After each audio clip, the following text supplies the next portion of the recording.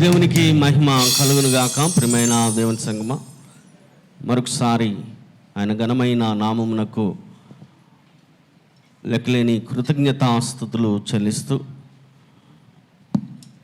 ఈ ఉదయకాల సమయంలో ఆయన నామాన్ని మహిమ పరుచుకునే భాగ్యం ప్రభు మనకు దయచేశారు. మరి డిసెంబర్ 6వ తారీఖు మీలో చాలామందికి తెలుసు, ప్రభు తన పరిచర్య కొరకై మా తండ్రి గారిని ఆయన పిలుచుకొని తన పరిచర్య అద్భుతమైన రీతిలో చేయుటకు వారిని వాడుకొని 1994వ సంవత్సరం డిసెంబర్ ఇదే దినం 6వ తారీఖున తెల్లవారుజామున ప్రభు యొక్క పిలుపును బట్టి వారు ఈ లోక యాత్రను వారు ముగించారు. విశ్రాంతిలోనికి, నిత్య విశ్రాంతిలో వారు ప్రవేశించారు. ఆనాటి నుండి దేవుడు తన సంఘాన్ని విడవకుండా యెరూషలేము ప్రార్థనా మందిరాన్ని ప్రభు నడిపించిన రీతిని బట్టి, మరి కన్నీటితో కార్చిన ఆ కన్నీటి యొక్క ప్రార్థన అనుభవాల్లో ప్రభు సంఘాన్ని బలపరిచిన రీతిని బట్టి దేవునికి నేను మహిమ చెల్లిస్తున్నాను. ఇప్పుడు చాలామంది క్రొత్త వారు ఉన్నారు, అదే రీతిగా పాతవారు కూడా ఉన్నారు. క్రొత్త వారికి మా తండ్రి గారి గురించి అంత బాగా తెలియదు, పాతవారికి బాగా తెలుసు. కాబట్టి ఈ సమయంలో క్లుప్తముగా కొంతమంది, నేను పేర్లు చెప్పాలనుకున్న వారు ఒక్క మాట, ఒక్క అనుభవంతో మా తండ్రి గారితో ఉన్న అనుభవాలు పంచుకోవాలని నేను మనవి చేస్తున్నాను. ఈ దినం ప్రత్యేకంగా మా తండ్రి గారితో సంబంధం కలిగి అద్భుతమైన పరిచర్య ఆ దినాల్లో చేస్తూ మా తండ్రి గారితో ఉన్న దేవుని సేవకులు రవి బెంజమిన్ గారు, అనంతపురం నుండి నేను ప్రత్యేకంగా వారిని మా తండ్రి గారితో వారికున్న అనుబంధాన్ని బట్టి దినం ఆహ్వానించడం జరిగింది. చాలా దూరం నుండి వారు ప్రయాణం చేసి కేవలం మా తండ్రి గారి మీద ఉన్న అభిమానం, ప్రేమను బట్టి వారు మన మధ్యకు వచ్చారు. వారు కూడా మా తండ్రి గారి గురించి కొన్ని విషయాలు మాట్లాడతారు, వాక్య పరిచర్య కూడా చేస్తారు. కాబట్టి ఈ టైంలో ప్రియులకు నేను సమయం ఇస్తున్నాను, సమయాన్ని వినియోగించుకోండి. మా తండ్రి గారితో ఉన్న అనుబంధం ఏదో ఒకటి చాలా ప్రభావితం చేస్తుంది. అలా ప్రభావితం చేసిన వారు ఈ స్థలంలో ఉన్నారు. మా తండ్రి గారితో ఒక 2 నిమిషాలు 3 నిమిషాల్లో మీ అనుభవాలు పంచుకోవాలని నేను మనవి చేస్తున్నాను. పేర్లు పిలవట్లేదు నేను, ఎందుకంటే ఫలానా పిలిచాను ఫలానా అనేది కాకుండా టైం వినియోగించుకోవాలని నేను మనవి చేస్తున్నాను. ప్రేరేపించబడిన వారు త్వరగా వచ్చి మైక్లో మీరు ఆ మాటలు చెప్పాలని నేను కోరుకుంటున్నాను. నీ సేవకులు ఐచేమార్ గారు ఈ లోకాన్ని విడిచిపెట్టే దినం.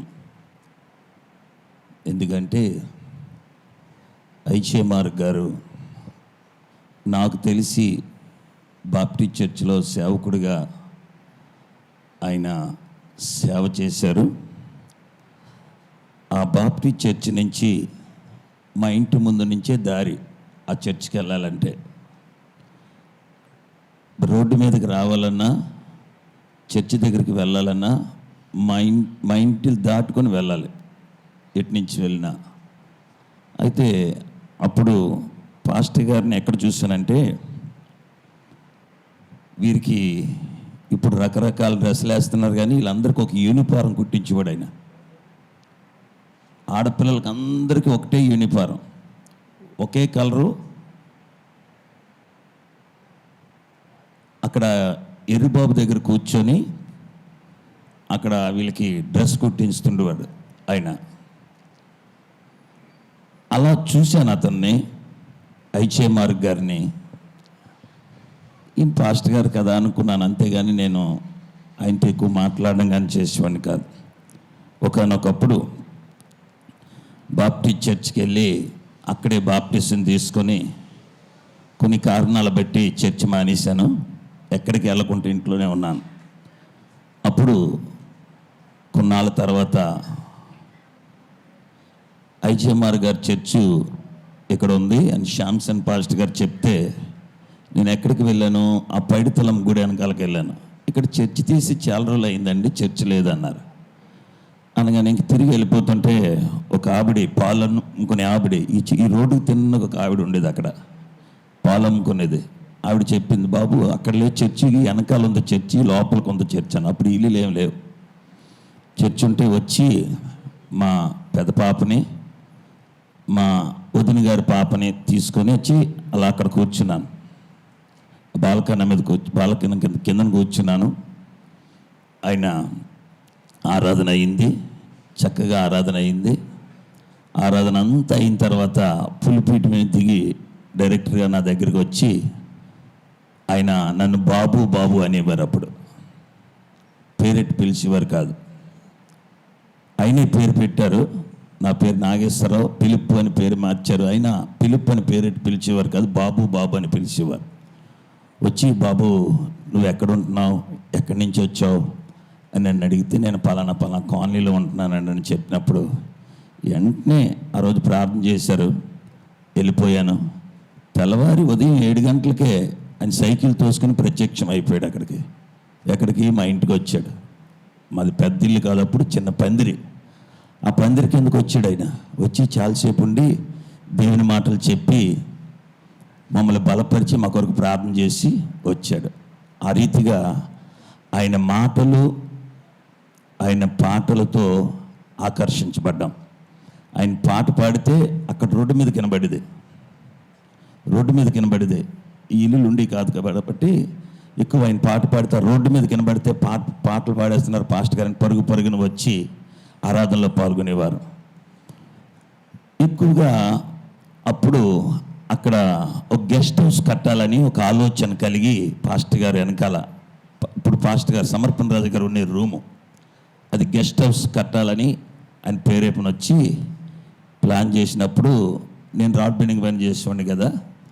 అప్పుడు బాబు ఇలాగ గెస్ట్ హౌస్ కట్టాలనుకుంటున్నామంటే, అయితే బాబురావు గారని ఒక మేస్త్రిని చూపించి ఆయన నేను ఆ గెస్ట్ హౌస్ కట్టడానికి పాస్టర్ గారికి, ఆ రీతిగా ఆ గెస్ట్ హౌస్ కట్టడంలో ఇంకా ఎక్కువగా పాస్టర్ గారికి దగ్గర అవ్వడం, ఆయన మాకు దగ్గర అవ్వడం, ఇలా ఉండేటప్పుడు ప్రియ దేవుని బిడ్డలారా, దేవుని దాసులు సిక్ అయిపోయారు.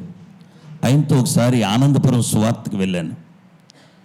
ఫస్ట్ ప్రారంభ సువార్త ఐజేఎంఆర్ గారు బ్రతికున్నప్పుడు ఆనందపురం సువార్తకి వెళ్తే సుమారు ఒక 20 మంది దగ్గర వెళ్ళాం. అందులో నా సైకిలే పంచర్ అయిపోయింది. అందరి 19 మంది బాగుంది, నా సైకిలే. నేనే మొట్టమొదటి ఆ సువార్త ప్రారంభించాను పాస్టర్ గారితో సువార్తకి వెళ్ళాలని. ఆ ఊరి మధ్యలోకి వెళ్ళిన తర్వాత నా సైకిల్ పంచర్ అయిపోతే రాబర్ట్ గారని, రాబర్ట్ ఇప్పుడు సేవకుడు, రాబర్ట్ బాబుని అక్కడ తీసుకెళ్ళి జంక్షన్ తీసుకెళ్ళి సైకిల్ మార్పించే, పంచర్ అని వేయించు, సైకిల్ ఇంకో సైకిల్ ఇవ్వమని చెప్పి మరలా తీసుకుని వెళ్ళి సువార్త పరిచర్య పాస్టర్ గారితో చేసాం. ఆయన సువార్త పరిచర్య అంటే శ్రమతో కూడింది.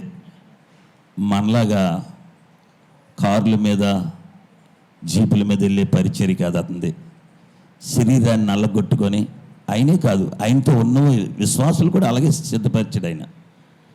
ఏంటి జ్ఞానానందం గారు, సమాధానం గారు, షడ్రక్ గారు, కృపారావు గారు, వీళ్ళందరూ సైకిల్ అలా తొక్కుకొని, ప్యాంట్లు మడతెట్టుకొని సైకిల్ తొక్కుకొని, వీలైతే ప్యాంట్లు తీసి భుజాల మీద వేసుకొని, బట్టలు తీసి భుజాల మీద వేసుకొని బనీన్ రాయలతో ఏర్లు దాటేవారు, కాలావలు దాటేవారు. ప్రియులరా, ఆ అనుభవాలు కొన్ని వారిని చూసి నేను నేర్చుకొని ఆత్మీయంగా బలపడ్డాను, దీవించబడ్డాను. ఐజేఎంఆర్ గారు వాక్యం ద్వారా, ప్రార్థన ద్వారా నేను దీవించబడ్డాను. అలాగా ఆయన ఒక మాట చెప్పాడు. ఏమంటే, చాలా బాగా పాడైపోయిన తర్వాత ఆరోగ్యం పాడైపోయింది. నేను క్లుప్తంగా 2-3 మాటలు చెప్తున్నాను, ఎక్కువ నేను చెప్పట్లేదు. నాకు ఆయనతో చాలా అనుభవం ఉంది కానీ నేను ఎక్కువ చెప్పట్లేదు. అక్కడ పాస్టర్ అమ్మగారు వంటగది దగ్గర కూర్చొని పాస్టర్ అమ్మగారు వంట చేస్తున్నారు. అక్కడ ఒలుపురు కొడుతుందని సన్సైడ్ రాడ్ దగ్గర కొడుతున్నాను. అప్పుడు కృపమ్మ గారును నోకలమ్మ గారు వచ్చి పాస్టర్ గారు కాలు నొక్కుతున్నారు. 2 కాళ్ళు నొక్కుతుంటే కాలు ఒకటి ఇంత లావైపోయింది. అప్పుడు చెప్పారు, ఏడుస్తూ చెప్పారనమాట, సంఘాన్ని జాగ్రత్తగా చూసుకోండి అని ఏదో అప్పగించినట్టుగా చెప్పారు. బ్రదర్, సంఘాన్ని జాగ్రత్తగా చూసుకోండి. నాకు అస్సలు అప్పటికేం తెలీదు. ఆ ఆడవాళ్ళిద్దరు కాలు పడుతున్నారు, నోకలమ్మ గారు కృపమ్మ గారు కాలు పడుతుంటే నేను ఆ సన్సెట్ దగ్గర కొడుతున్నప్పుడు వాళ్ళు ఎడుతున్నారు కదా, పాస్టర్ గారు ఎడుతున్నారు కదా, నేను అక్కడికి వచ్చి పని చేయడం మానేసి నిలబడ్డాను. నిలబడితే సంఘం జాగ్రత్త బ్రదర్, సంఘాన్ని జాగ్రత్త చూసుకోండి అని చెప్పారు. చెప్పిన తర్వాత ఇంకా లాస్ట్ చివరి నవంబర్ నెలకు వచ్చింది. ఆ గెస్ట్ హౌస్ ఓపెన్ చేయాలి. ఆ గెస్ట్ హౌస్ ఓపెన్ చేయాలన్నప్పుడు నేను ఎప్పుడు సాయంకాలమే మా అబ్బాయి బర్త్డేకి ప్రార్థన పెట్టుకునేవాడిని. ఆ రోజు ఎందుకో నవంబర్ 11వ తారీఖున ఎందుకో నేను స్త్రీల కొడుకు పెట్టుకున్నాను. పాస్టర్ గారికి బాగాలేదు కదా, రాలేరు కదా అని నేను స్త్రీల కొడుకు పెట్టుకున్నాను. ఎవరు అప్పుడు సమాధానం గారు వచ్చేవారు. స్త్రీల కొడుకు పెట్టుకుంటే అప్పుడు సమాధానం గారు కూడా లేరు. ఆ మొట్టమొదటి కొడుక్కి సమర్పణ రాజు గారు వచ్చారు మా ఇంటికి వాక్యం చెప్పడానికి. స్త్రీల కొడుక్కి సమర్పణ రాజు గారు వచ్చారు వాక్యం చెప్పడానికి మా ఇంట్లో. 11వ తారీఖుని పగలు, 11వ తారీఖు సాయంకాలం పాస్టర్ గారు బర్త్డే. ఇక్కడ మన టైలరు క్రిస్టియన్ ఒక ఆయన ఉన్నాడు, ఆయన దగ్గర పాస్టర్ అమ్మ గారు ఒక డ్రెస్ కుట్టించారు, కొత్త డ్రెస్ ఆయనకి, ఫ్రాన్సిస్ గారని ఆయన దగ్గర ఒక డ్రెస్ కుట్టించారు. ఆ డ్రెస్ వేసి పూర్ణచంద్రరావు గారు, విల్సన్ బాబు గారు, అప్పుడు వాళ్ళ పేర్లు నేను విన్నాను, వారిద్దరూ అక్కడ ఆ గెస్ట్ హౌస్ ఓపెన్ చేసి అక్కడే కృతజ్ఞత కూడిక, పుట్టినరోజు కూడిక, అది ఓపెనింగ్ కూడిక, అన్ని కూడికలు కలిపి అక్కడ పెట్టారు. వారు పూర్ణచంద్ర గారు వాక్యాన్ని ప్రకటించారు. వారు విల్సన్ బాబు గారు వారు బంధువులని చెప్పారు, విన్నాను. తర్వాత మరలా నేను ఆయన చూడలేదు, విల్సన్ బాబు గారినే చూస్తున్నాను. నేను ఎందుకు చెప్తున్నానంటే ఆయన చూపు లేకపోయినా వాక్యం చెప్పేసేవాడు. ఆదివారం వస్తే పులైపోయాడు. ఆదివారం కానీ వచ్చిందంటే ఆయన పులైపోయి బైబిల్ చూడకుండా రెఫరెన్స్లతో సైతం వాక్యాన్ని చెప్పేవాడు. గంటన్నర అయినా, ఇప్పుడులాగా అరగంట 40 నిమిషాల వాక్యం కాదు. అప్పుడు గంటన్నర వాక్యం, గంటన్నరకు పైనే కానీ గంటన్నర లోపు ఉండేది కాదు వాక్యం. గంటన్నర పైనే ఐచే మార్గ్ గారు దేవుని వాక్యాన్ని చెప్పేవారు. ఆ గంటన్నర అంటే ఇలా కాలు ముడుచుకొని ఇసుకొని సునుక్కొని ఉండే పరిస్థితులు ఉండే కాదు. ఇంకా పాస్టర్ గారు ఏం చెప్తారని ఆసక్తితో చూచేవారు. ఆయన ప్రసంగం అంటే గుండెల్ని పిండినట్టే, గుండె మీద గుద్దినట్టే, అంత శ్రేష్టమైన ప్రసంగాలు దైవజనులు ఐచే మార్గ్ గారు చేశారు. నాకు తెలుసు. ఆయన ఆ రోజు ఈ దినాన్ని ఉదయాన్నే హాస్పిటల్లో లేను, కానీ నిన్నటి దినం వరకు ఈ పెద్దలతో నేను కూడా అక్కడ హాస్పిటల్లో ఉండి ఆయనతో ఉండి అక్కడ ఉండేవాడిని. ప్రాణం పోయినప్పుడు మాత్రం నేను ఆ క్షణం తెల్లవారుజామున ప్రాణం పోయినప్పుడు మాత్రం నేను లేను. ప్రియులరా, దైవజనులు నీతిమంతుల సంతానం భిక్షమెత్తుట కానీ నేను చూడనని దేవుని వాక్యము ఈ కుటుంబం పట్ల, మన సంఘం పట్ల నెరవేరింది. మనం ఎక్కువగా జ్ఞాపకం చేసుకుంటాం. యెషయా గ్రంథం 66:13 వచనం, ఒకని తల్లి వారిని ఆదరించినట్లు నేను మిమ్మను ఆదరిస్తాను, యెరూషలేములోనే మీరు ఆదరింపబడతారు. అనగా కుటుంబానికి, సంఘానికి ఆ వాగ్దానం నెరవేరిందని నేను చెప్పగలను. హల్లెలూయా. ప్రియులరా, దేవుడు 66వ అధ్యాయంలో ఉన్న యెషయా గ్రంథం 66వ అధ్యాయం 13వ వచనాన్ని కుటుంబం పట్ల నెరవేరింది, సంఘం పట్ల నెరవేరింది. చాలామంది ఆ టౌన్లో సమాధుల దగ్గర యెరూషలేము ప్రార్థన మందిరం యొక్క పని అయిపోయింది, దైవజనులు చనిపోయారు, ఇంకా సంఘం ఇప్పటికే అల్లకల్లోలంగా ఉంది అని తలంచి మాట్లాడినప్పుడు దేవుడి ఈ సంఘాన్ని జ్ఞాపకం చేసుకొని సమర్పణ రాజు గారిని సేవకుడిగా నిలబెట్టి ఇంతవరకు ఆయన కృపలో దైవదాసుని కుటుంబాన్ని సంఘాన్ని దేవుడు బలపరుస్తున్నాడు. నీతిమంతుడు వేసిన విత్తనాలు ఈ యెరూషలేము ప్రార్థనా మందిరం పెద్దలు లేకపోయినా వారి ద్వారా ఫలించి విస్తరించి అభివృద్ధి చెందుతుంది ఇదేన సంఘం. మన విశాఖపట్నంలోనే దీనికి ఉన్నతమైన పేరుంది. ఏమండి, ఇప్పుడు అనిల్ లేడు కానీ, అనిల్ చనిపోయాడు కానీ, వాడు సింహాచలంలో జెర్సన్ అబ్రహం గారు పోస్ట్ అక్కడ అంటించాడు. ఆ పోస్ట్ ద్వారా మొత్తం మన ఆంధ్రప్రదేశ్ అంతా యెరూషలేము ప్రార్థన మందిరం తెలిసిపోయింది. ఎలా అంటే ఈ యెరూషలేము ప్రార్థన మందిరం యొక్క పేరు ఆంధ్రప్రదేశ్ అంతా, తెలంగాణ ఆంధ్రప్రదేశ్ అంతా అప్పుడు విడిపోలేదు, యెరూషలేము ప్రార్థన మందిరం తెలిసింది. ఆ రీతిగా దైవదాసులు ఐజే మార్క్ గారు యొక్క ప్రార్థన, ఆయన పరిచర్య ద్వారా ఈ సంఘము దీవించబడింది, కుటుంబము దీవించబడింది. తన ఆశ, తన కుమారుడు సేవకుడు అవ్వాలనే ఒక ఆలోచన, ఆశగా అది కూడా నెరవేర్చాడు దేవుడు. దేవునికి మహిమ కలుగును గాక. ఈ మాటలు మన హృదయంలో ఫలింపచేయను గాక. ఆమేన్. ఆమేన్. ఈ పునరుత్థాన దినాన్ని, ఈ యొక్క సందర్భాన్ని పురస్కరించుకొని దైవజనుల గురించి ఒక 2 నిమిషాల్లోనే 2-3 విషయాలు తెలియజేసి నాకు ఇచ్చిన అవకాశాన్ని సద్వినియోగం చేసుకోవడానికి ఇష్టపడుతున్నాను.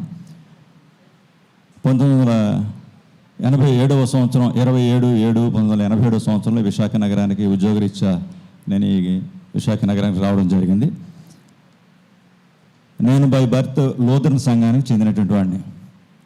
నా తల్లిదండ్రులు లూథరన్ సంఘంలో ఉండేటి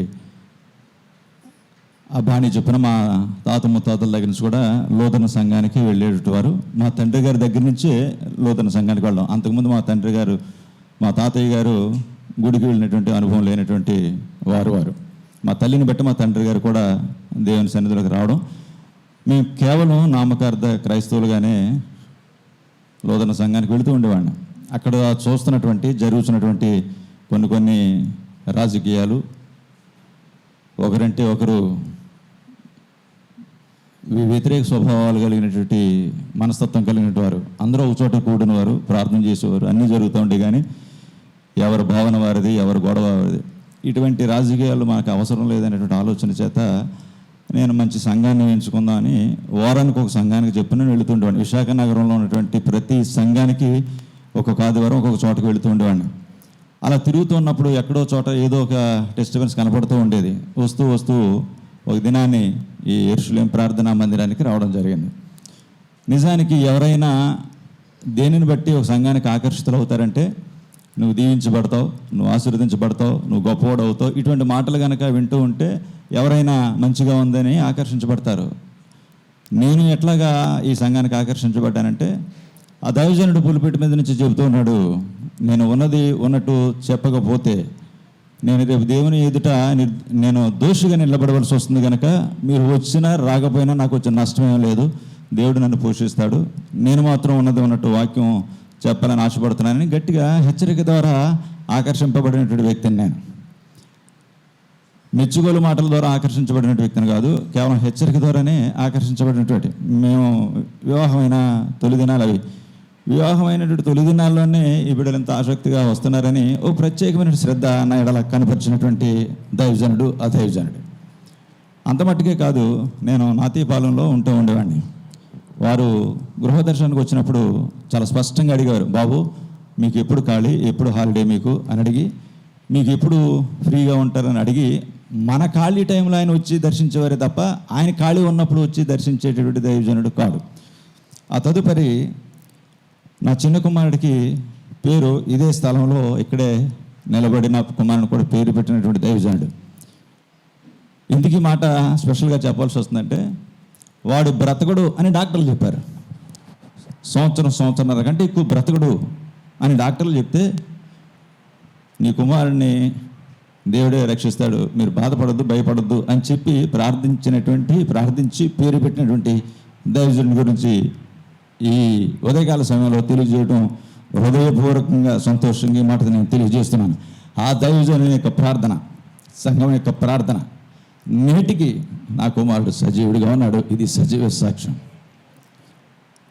డాక్టర్లు విశాఖపట్నంలో ఉన్నటువంటి కార్డియలిస్టులు అందరూ కూడా డాక్టర్ సాయిబాబా, డాక్టర్ అబ్బాయి, పుట్టపర్తిలో ఉన్నటువంటి Satya Sai Baba hospital, super speciality hospital తీసుకెళ్ళాను. అక్కడ ఉన్నటువంటి డాక్టర్లు కూడా అక్కడ ప్లస్ నిమ్స్లో ఉన్నటువంటి డాక్టర్స్ అందరూ కార్డియాలజీకి సంబంధించినటువంటి 40 మంది డాక్టర్లు ఒక పూట వీడి మీద రీసెర్చ్ చేశారు. ఎంతకీ వీడికి ఉండే ప్రాబ్లం ఏంటని తెలియక రీసెర్చ్ చేయడం మొదలుపెట్టారు. ఎక్స్రే తీసినా తెలియటం లేదు, స్కానింగ్ తీసినా తెలియటం లేదు, రకరకాలుగా వాళ్ళు ప్రయత్నం చేశారు. చేసిన తర్వాత ఈకో టెస్ట్ కూడా చేసిన తర్వాత కూడా తెలియకపోతే యాంజియోగ్రామ్ టెస్ట్ చేసిన తర్వాత వాళ్ళు ఫైనలైజ్ చేశారు, దిస్ ఈజ్ TOF అని, టెట్రాలజీ ఆఫ్ అనేటువంటి డిసీజ్ ఉంది బాబుకి అనేటువంటి మాటను తెలియజేశారు. ఆ వ్యక్తి బ్రతకడం బహు అసాధ్యం. ఎందుకనగా ఎట్ ఏ టైంలో 3 రకాల సంబంధించినటువంటి ఆపరేషన్లు చేయాలి. ఒక గుండె చుట్టూ లేయర్ ఏర్పడింది, ఆ లేయర్ని తీయాలి. ఆ గుండెని కోసి లోన ఉన్నటువంటి రంధ్రాన్ని గ్రాఫ్టింగ్ చేయాలి. అంత మట్టుకు తర్వాత మళ్ళా ఉన్నటువంటి జాగ్రత్తగా కుట్టి బయటికి తీసి గుండెని అప్పటి వరకు ఆర్టిఫిషియల్గా ఉన్నటువంటి హార్ట్తో బిడ్డను బ్రతికిస్తూ మళ్ళా ఆ యథాస్థానంలో ఆ గుండెని తీసి మళ్ళీ కనెక్ట్ చేయాలి. ఇన్ని ప్రక్రియలు కేవలం 5 సంవత్సరాల్లోపు ఉండేటువంటి బాబుకి చేయవలసిన పరిస్థితి ఇది. ఉదయం తీసుకెళ్ళిపోయారు, సాయంత్రం వరకు తీసుకురాలేదు. ఇది చాలా వేదనతో ఉన్నటువంటి దినాల. ఇంత జరిగిన సంఘంతో ప్రార్థించాడు. ఆయన సెపరేట్గా ప్రత్యేకమైన శ్రద్ధ చూపించి ప్రార్థించి పేరు పెట్టిన కారణాన ఆ దైవజనుడికి ప్రార్థనను బట్టి దేవుడు నా కుమారుడు మన మధ్య మీ మధ్య సజీవుడిగా ఈనాటికి ఉన్నాడు కనుక ఆయన గురించి మాటలు తెలియజేయడానికి నిండు మనసుతో ఆయనకు కృతజ్ఞతలు తెలియజేస్తున్నాను. వారి కుటుంబానికి కూడా తెలియజేస్తూ ఉన్నాను. మరి ముఖ్యంగా చెప్పాలంటే ఇంచుమించు 2 సంవత్సరాలు అనుకుంటా వారికి కళ్ళు కనపడటం లేదన్న సంగతి నాకైతే తెలియదు. ఇక్కడ ఉన్నటువంటి వారికి తెలిస్తే ఏమో కానీ ఆయన వచ్చేవాడు, పులిపెట్టి మీద ఉండేవాడు, సింహంలా గర్జించేవాడు, వాక్యం చెప్పాడు. కళ్ళు ఉన్నటువంటి వ్యక్తి కూడా రిఫరెన్స్ తీయడం ఒక అరగంట లేట్ అవుద్దేమో కానీ ఆయన మాత్రం చాలా స్పష్టంగా రిఫరెన్స్తో సహా చెబుతూ ఉండేవాడు. ఆయన చెప్తున్న అర్థమయ్యేది కాదు. ఇందాక సోదరుడు చెప్పాడు, కళ్ళు లేనట్టుగా ఆయన చెప్పుకుంటే తప్ప ఎవరు పసిగట్టలేనటువంటి పరిస్థితి. ఆ విధంగా సంఘాన్ని నడిపించినటువంటి దైవజనుడి గురించి తెలియజేయడం సంతోషంగానే నేను ఫీల్ అవుతున్నాను. అయితే నాకు ఒక చిన్న బాధ మాత్రం ఉండిపోయింది. ఆయన చెబుతూ ఉండేవాడు, సువార్తకి వెళ్ళాలనుకుంటున్నారు, రేపు ఉదయం 6 గంటలకల్లా ఎన్ఐడి కొత్తరోడ్ జంక్షన్లోకి రండి అనే మాటను చెబుతూ ఉండారు. ఆయన చెప్పిన ప్రతిసారి కూడా నేను సిద్ధపడేవాడిని. ఇక్కడ ఎన్ఐడి కొత్త రోడ్లోనే ఉండేవాడిని. వీరంటే ఇంత దూరం నుంచి కొత్త రోడ్డు రావాలి, నేనైతే రోడ్డు పైకి ఎక్కితేనే కొత్త రోడ్డు, అంత దగ్గరగా ఉండేవాడిని. ఒక దినాన్నైతే బట్టలు సర్దుకున్నాను, కరెక్ట్గా గేట్ దగ్గర కూడా వచ్చా బయటికి. ఎందుకు నాకు ధైర్యం సరిపోలేదు. ధైర్యం సరిపోక మళ్ళీ వెనక్కి వెళ్ళిపోయాను. నిజానికి ఆ రోజు ఒక్క స్టెప్ కనుక ధైర్యంగా నేను ముందుకేసి ఉండుంటే ఆ దైవజనుతో సువార్త రోడ్లపై వీధుల్లో ఎట్లా ప్రకటించేవాడు అనేది నేరుగా నేను చూసి కొంత నేర్చుకుని ఉండేటవాడిని. నాకెందుకు ఆ భాగ్యం నాకు దొరకలేదు, ఆగిపోయాను. తర్వాత ఆయన బాగా సిక్కైపోవడం, సువార్తలు ఆగిపోవడం, తర్వాత ఆయన ఈ లోకాన్ని విడిచిపెట్టడం, యాత్ర ముగించడం జరిగింది. ఆ తదుపరి తన కుమారుడైనటువంటి సమర్పణ రాజు గారి ద్వారా ఈ సువార్తలో పాల్గొనడం జరిగింది. దేవుని నామానికి మహిమ కలుగునుగాక. ఎక్కడ నిలబడినప్పటికీ కూడా కొంతమందిని ఆకర్షించగలిగినటువంటి దేవుని యొక్క కృప నాపై ఉన్నటువంటి కారణం చేత నిలబడ్డానే తప్ప నా జ్ఞానాన్ని బట్టి, నాకు తెలిసినటువంటి విషయాలను బట్టి మాత్రమే ఎప్పుడు ఎక్కడ నిలబడడానికి సాహసించలేదు, ధైర్యం కూడా చేయలేదు. ఆయన నడిపింపు ఉంటేనే నిలబడుతూ ఉండేటువంటి వాడిని. నేను ఎప్పుడుగా నేను చెబుతానని ఎక్కడికి వెళ్ళలేదు. బహుశా ఇదే ఫస్ట్ టైం నేను ఇక్కడికి నిలబడి ఈ మాట నాకు నేనుగా వచ్చి ఇక్కడ నిలబడ్డాను. ఎప్పుడు కూడా అయితే దైవజనుడు చెబితే సువార్తలు కానీ ఇంకో చోట కానీ ఎవరైనా పుష్ చేసి ఎదురుకు పంపిస్తే తప్ప, లేకపోతే నేను పర్సనల్ ఎవాంజలిస్ట్గా పర్సనల్గా నేను వాళ్ళకి వెళ్ళి సువార్తను ప్రకటించడానికి ఇష్టపడుతుండేవాడిని. మనిషి నుంచి మనిషికి ఇండివిజువల్ గాస్పెల్ చేస్తుండేవాడిని తప్ప ఎక్కువగా మైక్లో మాట్లాడడానికి ఇష్టపడుతూ ఉండేటువంటి వాడు కాదు. కారణం ఏంటంటే మైక్లో మాట్లాడితే వింటారు, వినకపోతారు. అదే పర్సన్ టు పర్సనల్ కాంటాక్ట్ చేయగలిగితే వాళ్ళకు ఉండేటువంటి అనుమానాలు మనల్ని అడుగుతూ ఉంటారు, మనం దేవుని గురించి చెప్పడానికి ఆస్కారం ఉంటుంది కనుక అది ఎక్కువగా ఇష్టపడుతూ ఉండేవాడిని. కనుక ఆయనతో పాల్గొలేకపోయిన సువార్తలైన బాధ మాత్రం ఉండిపోయింది. తన కుమారుడు యొక్క నాయకత్వంలో సువార్తలో పాల్గొనడం సంతోషంగానే ఫీల్ అవుతున్నాను. నిజానికి మనకి ఎవరైనా ఒక ఆస్తో లేదని ఇస్తే ఏది విలువైంది మనకి ఇస్తే మనకి మేలు అని అనుకుంటామంటే, ఏదైతే బాగా విలువైందని అనుకుంటామో అది మనకిస్తే కనుక చాలా మంచిదని మనం భావిస్తుంటాం. నాకు నేనుగా చెబుతున్నాను, అన్నిటికంటే మేలైనటువంటి దేవుని యొక్క పరిచర్య, ఈ విధమైనటువంటి పరిచర్యలను పాల్గొనేటువంటి భాగ్యం ఆయన ఆ దినాన్ని వాక్యం చెప్పి ఆకర్షించిన కారణాన నాకు లబ్ధి చేకూర్చబడింది అని విశ్వసిస్తూ, ఆ స్థితి కనుక నాకు లేకపోతే కేవలం నామకార్థ క్రైస్తవుడుగానే ఉండిపోతే ఇంత ఆధ్యాత్మిక స్థితిలో నేను ఉండేటటువంటి వాడిని కాను. ఆధ్యాత్మిక పాఠాలు నేర్చుకోవాలని ఆశ కూడా నాకు ఉండేటట్టు కాదు. ఆ దినాన్ని ఆయన ఆకర్షించిన కారణాన బైబిల్ గురించి నేర్చుకోవాలని, తెలుసుకోవాలని బైబిల్ కాలేజీలో కూడా జాయిన్ అయ్యి నేర్చుకోవడానికి దేవుని కృప చూపించాడు. కొంతమందితో దేవుని గురించి మాట్లాడేటట్టు భాగ్యాన్ని ఇచ్చాడంటే కారణం ఆనాడు ఆయన మాటల ద్వారా నన్ను ఆకర్షించిన కారణాన్ని నేను ఈనాడు ఈ విధంగా ఉండగలిగాను. కనుక ఆ దైవజనుడికి, తన కుమారుడికి, తన కుటుంబానికి కూడా హృదయపూర్వక ధన్యవాదాలు తెలియజేస్తూ ఈ అవకాశం ఇచ్చినట్టు దైవజనుడికి హృదయపూర్వక వందనాలు తెలియజేస్తున్న మాటలు ముగిస్తున్నాను. Thank you very much. Thank you. నేను అన్ని జనులను పుట్టాను, దేవుడు అంతే తెలీదు. నన్ను ఎక్కడికి వెళ్ళా ఏదో పని చేసుకొని కూలి చేసుకొని బ్రతికిదాన్ని. నా భర్త అయితే రైల్వేలు ఉద్యోగస్తుడు, రూపాయి ఇచ్చేవాడు కాదు ఇంటికి. అట్టి విధంగా ఇలా బ్రతికేటప్పుడు నాకు ముందు ఒక పాప పుట్టింది. ఆ పాపకి పుట్టినప్పుడు కోమలోకి వెళ్ళిపోయాను, తేలాను. మళ్ళీ నా బిడ్డ కడుపులో పడ్డాడు దాసిబాబు. మా ఈదిలోను సుధాకర్ గారు, ఇంకొక సత్యవతమ్మ అని ఇద్దరు అద్దెలకు ఉండేవారు. వాళ్ళు అన్నారు, అమ్మ పలానా పాస్టర్ గారు పలానా దగ్గర ఉన్నారు, నువ్వు ఆ సంఘానికి వెళ్ళు, నువ్వు దీవింపడతావని చెప్పారు. అప్పుడు మన పాస్టర్ గారు అక్కడ ఉండేవారు బాప్టిస్ట్ చర్చిలోను. అయితే అయినా ఒక వారం వెళ్ళేదాన్ని, ఒక వారం మానేసేదాన్ని. మా బాబు పుట్టాడు, 6వ నెల పిల్లడు. నేను ఎక్కడ పేరు ఎట్టాలో నాకు తెలియదు. అయితే మరి కొండకి వెళ్ళి పేరు పెట్టుకొని వచ్చినాను. 7వ నెలలోనూ మా ఇంట్లో అద్దుకున్నమ్మ నన్ను ఆ చర్చికి తీసుకెళ్ళింది. ఆ చర్చికి తీసుకెళ్ళగానే ఆ చర్చిలో కూర్చొని వచ్చేటప్పుడు పాస్టర్ గారు గేట్ కాడ నిలబడేవారు. నన్ను వెళ్ళగానే బాబుని ఎత్తుకొని ఇలా ముద్దులాడి బాబు ఎత్తుకుంటేవాడు. మా బాబుని ఎత్తుకుంటేవాడు. బాబుని ఎత్తుకొని లేడు, అమ్మ ఇంత బంగారు నాకు బాబుని ఇచ్చాడు దేవుడు, నువ్వు విడిచిపెట్టకమ్మా దేవుడు అని చెప్పాడు. అలాగా మా బాబు ఎక్కడున్నామంటే పలానా ఏరియా బాబు అని చెప్పాడు. ఒక వారం వచ్చేదాన్ని, ఒక వారం మానేసేదాన్ని చర్చికి. రాపోయినట్టుకైతే బాబు ఇంటికి వచ్చేవారు. ఇంటికి రాబోసరికి మా ఆయన బాగా తాగేసి కూర్చుండేవాడు. చిన్న గుడిసె నాది. ఆ గుడిసెకి ఒంగోలు వచ్చేవాడు, వేయడానికి ఒక పేట లేదు. అలాగ వచ్చేవాడు. అమ్మ అలాగే ఎత్తుతో నువ్వు ఎలాగమ్మా జీవిస్తున్నావు, అమ్మ నువ్వు దేవుడిని విడిచిపెట్టుకు, దేవుడిని నెచ్చుతాడనేవాడు. అయితే సరే అనేసి నేను అలాగ వచ్చేదాన్ని. వచ్చినా సరే నన్ను ఆకలితో వచ్చేదాన్ని. తెల్లనేసి ఏమీ తినేదాన్ని కాదు, ఏమి ఉండేది కాదు. మధ్యాహ్నం వెళ్ళి వండుకొని తినేదాన్ని. ఆ బాప్టిస్ట్ చర్చి దగ్గర కయ్యాలు అయిపోయి ఆ పాస్టర్ గారు వచ్చేసినారు. అప్పుడు మా ఆయన అడిగాడు, ఏం సంఘానికి వెళ్ళలేదంటే ఇలా జరిగింది, మన పాస్టర్ గారిని తగిలేసినారు అంతే. నువ్వు ఆ తాగుబోతులు సంఘానికి వెళ్ళొద్దు, వెళ్తే ఈ పాస్టర్ గారు ఎక్కడున్నారా ఆ సంఘానికి వెళ్ళు, లేకపోతే మానేయి, నువ్వు మట్టుకి బాప్టిస్ట్ చర్చికి వెళ్ళకూడదు. సరే అని 3 వారాలు మానేశాను. 4వ వారం ఆయన అన్నాడు, అక్కడ సంఘానికి వెళ్ళు, ఎక్కడ ఎడుతున్నారో అడుగు, ఎవరైనా ఉన్నారేమో తెలిసిన వాళ్ళకి. ఎవరు లేరు, నాకు తెలీదు ఎవరిని. అది అడుగు, నన్ను తీసుకెళ్తానని పైడితల్లమ్మ గుడి దగ్గరికి తీసుకెళ్ళాడు. అక్కడ పాటలు వినబడుతున్నాయి, అక్కడికి వెళ్ళు, అక్కడ కూర్చొని ప్రార్థన చేసుకొని పాస్టర్ గారితో కలిసి రా. సరే అలాగనే వెళ్ళేదాన్ని. వెళ్ళిన తర్వాత నాన్న ఒక వారం వెళ్ళకపోతే 2వ వారం పాస్టర్ గారు వచ్చి మా ఆయన ఇవాళ పాస్టర్ గారు వస్తారు బాబు నువ్వు తాకు అని చెప్తే బాగా కూర్చొని పాస్టర్ గారికి ఎవరైతే పెళ్లి చేశారో ఆ పెద్ద మనుషులు ఊసులు మా ఆయనకి తెలుసు అంట. ఫలానా అని పెద్దవాళ్ళు మాటలు చెప్పుకుంటూ వారు ఇద్దరును, అయ్యగారండి మీరు ఇంత మంచివాళ్ళు కదా, ఎందుకండి తాగుడు మీకు అంటే, మానేస్తానండి. అమ్మా నువ్వు భయం పడకు, ఆయన ఒప్పుడుకన్నా దేవుడు నమ్ముకుంటాడు, నువ్వు పెట్టలేసే తీసుకెళ్తావు, ఇది సత్యం, నీ గుడిసు మేడవుతుంది, నువ్వు అప్పుడు చెడకమ్మా, నువ్వు ఏడవకమ్మా, నువ్వు సంఘానికి వచ్చే బాబుని ఎత్తుకొని అని అంటే నేను బాబుని ఎత్తుకొని వచ్చేస్తే బాబుని చూసి ఎంతో ముచ్చటి పడిపోయాడు.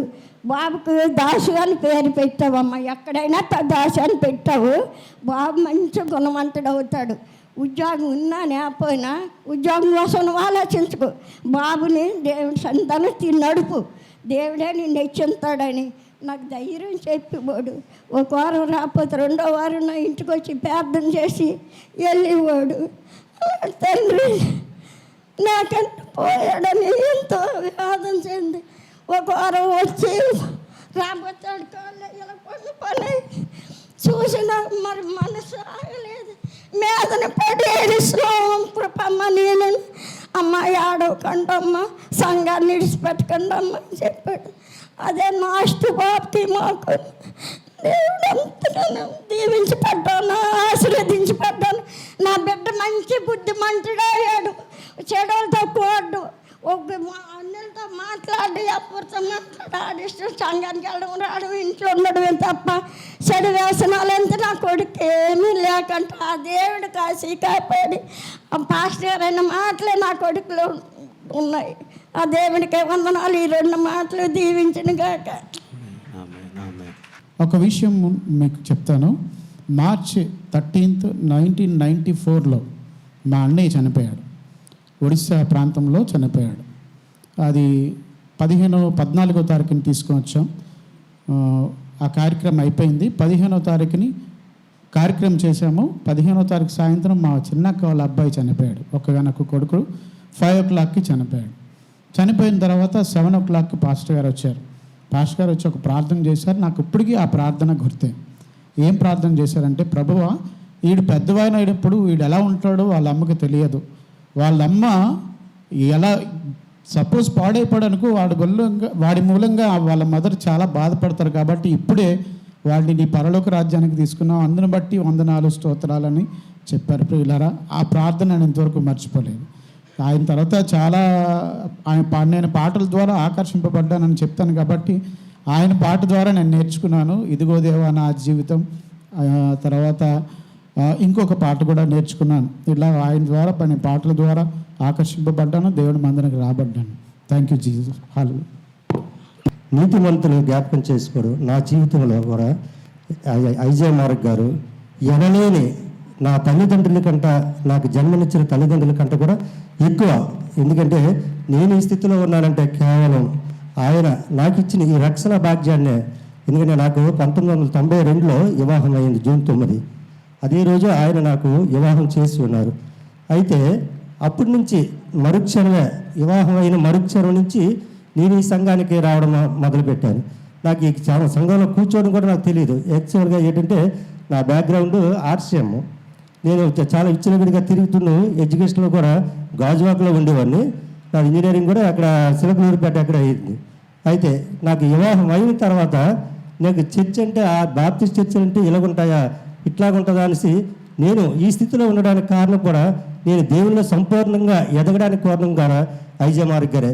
అలాంటి నీతిమంతులు జ్ఞాపకం చేసుకోవడం ఎంతో ఆశీర్వాదకరంగా అనేసి నేను నా కుటుంబ సభ్యులను కూడా ఆయనకి ఎల్లవేళ్ళు కూడా నాకు ఇలాంటి రక్షణ కల్పించినందుకు ఆయనకి ఎప్పుడు కూడా నా గుండెలో పెట్టుకొని ఆయన్ని పూజిస్తాననేసి ఈ వాక్ నేను ముగిస్తున్నాను.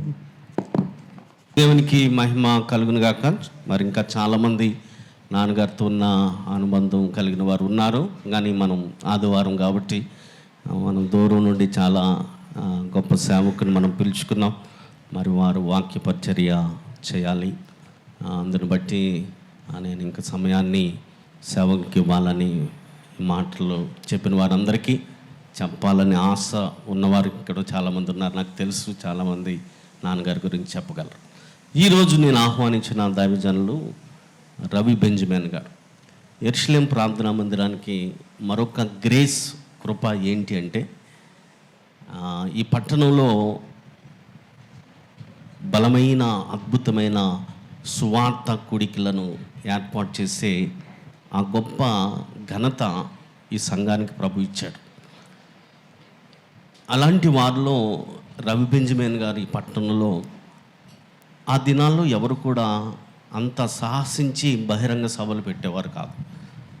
మనము గ్రహం స్టేన్స్ కానీ తీసుకొచ్చిన రైల్వే స్టేడియంలో, అంతకు దొండపత్తిలో ఇప్పుడు ఇవ్వట్లేదు, అంతకుముందు ఆ గాడి స్థలం ఆఫీస్ కట్టేశారు మిలిటరీ వాళ్ళది. ఆ స్థలంలో చాలా ఘనంగా మీటింగ్స్ పెట్టేవారు వారు రవి బెంజమిన్ గారు. నాన్నగారితో చాలా సన్నిహితంగా ఉండేవారు. మంచి దేవుని సేవకులను విశాఖపట్నానికి రవి బెంజమిన్ గారు యవన ప్రాయంలో, వారు మంచి యవన ప్రాయంలో మంచి న్యూస్ లీడర్గా ఉండేవారు. ఆ దినాల్లోనే ఇండియన్ ఎక్స్ప్రెస్ పేపర్లో వారు పనిచేసేవారు. ఆయనకు ఒక ఆశ, సువార్త బహిరంగ సభల ద్వారా పెట్టాలని. దేవుడు నాకు ఇచ్చిన ఘనత ఏంటంటే, వారిని బట్టి రిచర్డ్ స్టూల్బ్రాండ్ అనే గొప్ప సేవకుడు సత్యము కొరకు ఆయన నిలబడి చాలా హింసలు పొందారు. చెరసాల్లో 14 సంవత్సరాలు ఆయన కేవలం యేసు ప్రభు దేవుడని చెప్పడం వల్ల 14 సంవత్సరాలు వారిని చిత్రహింసలు పెట్టారు. ఆ పుస్తకం ఇప్పుడు కూడా ఉంటుంది. సత్యం కొరకు చిత్రహింసలు పొందిన దైవజనుడు ఆయన అన్నమాట. ఆయన ఆ దినాల్లో జైలు నుంచి విడుదలైన తర్వాత కొన్ని స్థలాల్లోనికి వెళ్ళి ఆయన సాక్ష్యం చెప్పేవారు. ప్రపంచ దేశాల్లో అందరూ కూడా ఆయన్ని పిలిచేవారు. ఈ తరంలో ఇంతగా ప్రభు కొరకు హింసింపబడి సేవ చేస్తున్నవారు అని ఆ దినాల్లో, నేను చాలా చిన్నవాడిని, అదే అడిగారు ఆయన, అప్పుడు నీ వయసు ఎంత అని. అప్పుడు ఆ దేవుని సేవకుడిని విశాఖపట్నాన్ని తీసుకొచ్చారు. ఇండియాలో విశాఖపట్నాన్ని తీసుకొచ్చింది ఇప్పుడు మన మధ్య ఉన్న రవి బెంజమిన్ గారు. అటువంటి గొప్ప దేవుని సేవకునికి ఎయిర్పోర్ట్లో మా తండ్రి గారు నన్ను తీసుకెళ్లారు. ఆయనకి నేను దండేశాను. నాకు ఇప్పటికీ మర్చిపోలేరు. రిచర్డ్ స్టూల్బ్రాండ్ అని, మీరు సత్యం కొరకు చిత్రహింసలు అనే పుస్తకం చదవండి, ఏడవకుండా ఉండలేరు. మన కళ్ళంటి నీళ్ళు వస్తాయి. ఆ పుస్తకం చదివితే ఇప్పటికీ ఆ పుస్తకం ఉంది. అది చదివితే ఏడుపు వస్తుంది. అంత గొప్ప సేవకుడు. ఆ సేవకునికి నేను దండేసి ఎయిర్పోర్ట్లో ఆహ్వానించే ఆ ఆధిక్యత రవి బెంజమిన్ గారు నాకు ఇచ్చారు. అంటే మా తండ్రి గారితో వారికి ఉన్న అటువంటి బంధాన్ని బట్టి వారు తీసుకెళ్లారు నన్ను. మా నాన్నగారు తీసుకెళ్ళి ఆ సేవకునికి ఆవిడ వచ్చారు. ఆయన్ని విశాఖపట్నానికి పరిచయం చేసిన గొప్ప సువార్థికుడు. ఇప్పుడు ఆయన కాపరిగా అనంతపురంలో వారు పరిచయం చేస్తున్నారు. అంతేకాకుండా రెండవ రాకట గురించి అద్భుతమైన సందేశాల దినాల్లో ఆయన స్టాంటన్ అని ఒక గొప్ప దైవజనుడు ఇస్తుండేవారు. మంచి పుస్తకాలు ఆయన రాసేవారు. అవన్నీ కూడా తర్జుమా దేవుని సేవకులే చేసేవారు. ఆయన్ని ఎక్కువ శాతం మన పట్టణానికి తీసుకొచ్చారు. ఆ సేవకుడినే చర్చి ఇంకా కంప్లీట్ అవ్వలేదు, ఇక్కడ వాక్య పరిచర్య చేశారు. ఆ వాక్య పరిచర్యకు ఆయనే తీసుకొచ్చారు ఆయన్ని. అటువంటి గొప్ప ప్రియులు. అందుకోసమనే నాకు ఆయన ఫోను ఈ వారంలో ట్రై చేశాను ఎక్కడ ఉన్నారని. ఫోన్ చేసేసరికి నేను అనంతపురంలో ఉంటున్నానంటే, లక్కీగా ప్రశాంతి ఎక్స్ప్రెస్ ఒకటే తిరుగుతుంది ఆ లైన్లో. వెంటనే ఆయనకి టికెట్ పంపించి, మీరు రావాలి, ఈ ఆదివారం మాతో ఉండాలి, వాక్య పరిచర్య అదే రీతిగా నాన్నగారితో మీకున్న అనుబంధాలు సంఘంలో పంచుకోవాలని నన్ను కోరాను. ఆయన కూడా రెండవ రాకడ గురించి చాలా అద్భుతమైన వర్తమానాలు ఇస్తారు. మనం సాయంకాలం కూడా కూడుకుంటుంది. ఆ సాయంకాలం కూడికలో సెకండ్ కమింగ్ గురించి మనం విందాం. ఆయన ఫ్లూయెంట్గా ఇంగ్లీష్లో ఎక్కువ బాగా మాట్లాడగలరు. ఈరోజు ట్రాన్స్లేటర్ లేరు, సాయంకాలం ట్రాన్స్లేటర్ ఏర్పాటు చేస్తాను. మరి ఈ రోజుకు మాత్రం మీరు తెలుగులోనే చెప్పేయండి. కాబట్టి నేను వారిని ప్రేమతో ఆహ్వానిస్తున్నాను, రవి బెంజమిన్ గారిని. హల్లెలూయా, హల్లెలూయా. నా ముందు కనబడుతున్న మీకు, పైన ఉన్నవారు, ప్రక్కన ఉన్నవారు, వెనుక ఉన్నవారు, స్క్రీన్లో నన్ను చూడగలుగుతున్నవారు అందరికీ దేవుని నామం పేరట శుభాకాంక్షలు తెలియజేస్తున్నాను.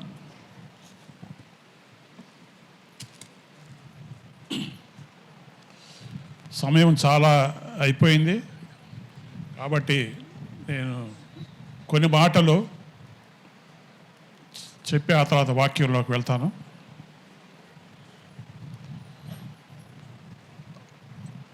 నేను 1975వ సంవత్సరంలో దేవుడిని అంగీకరించాను. యేసు ప్రభువుని నేను తెలుసుకున్న రక్షకుడిగా అంగీకరించాను. నిజానికి దేవుడిని తెలుసుకోకముందు నేను రాజకీయాల్లోకి వెళ్ళి కాంగ్రెస్ పార్టీలో చేరి గొప్ప రాజకీయవేత్తను అవ్వాలి, ముఖ్యమంత్రి అవ్వకపోయినా కనీసం మినిస్టర్గా అవ్వాలని కోరుకునేవాడిని. అటువంటి ఆశయంతో రాజకీయాల మీద చాలా ఆసక్తి కలిగి ఉన్నటువంటి తరుణంలో దేవుడు నన్ను పట్టుకొని జీవిత గమ్యాన్నే మార్చేశాడు. ప్రపంచ రాజకీయాలను మార్చడానికి దేవుడు సువార్త ప్రకటించమని ఒక పిలుపుతో నన్ను దేవుడు పిలిచాడు. మరి ఇక్కడ కూర్చున్న వాళ్ళలో ఎంతమందికి మరి నేను తెలుసో నాకు తెలియదు, ఎందుకంటే చాలా సంవత్సరాలు అయిపోయింది, కొత్త తరాలు చాలా వచ్చాయి. కానీ 1975 to 85 ఈ 10 years ఎంఆర్సి టీం అనేటువంటి ఒక టీంతో విశాఖపట్నంలో ఆ రోజుల్లో అప్పర్ రూమ్ ప్రేయర్ ఫెలోషిప్ అని, రెండోది రాక్ ప్రేయర్ ఫెలోషిప్ అని, మూడోది మాది ఎంఆర్సి టీం. ఈ మూడు మాత్రమే ఎక్కువగా యాక్టివ్గా ఆ రోజుల్లో పనిచేసినటువంటి సందర్భం.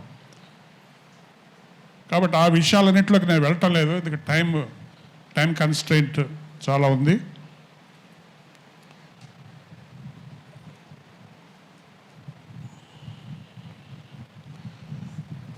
ఒకసారి మన ముఖ్యమంత్రి, ఇప్పుడు ముఖ్యమంత్రిగా ఉన్న జగన్మోహన్ రెడ్డి గారు, ఆయన స్పీచెస్లో ఒక మాట అంటుంటారు.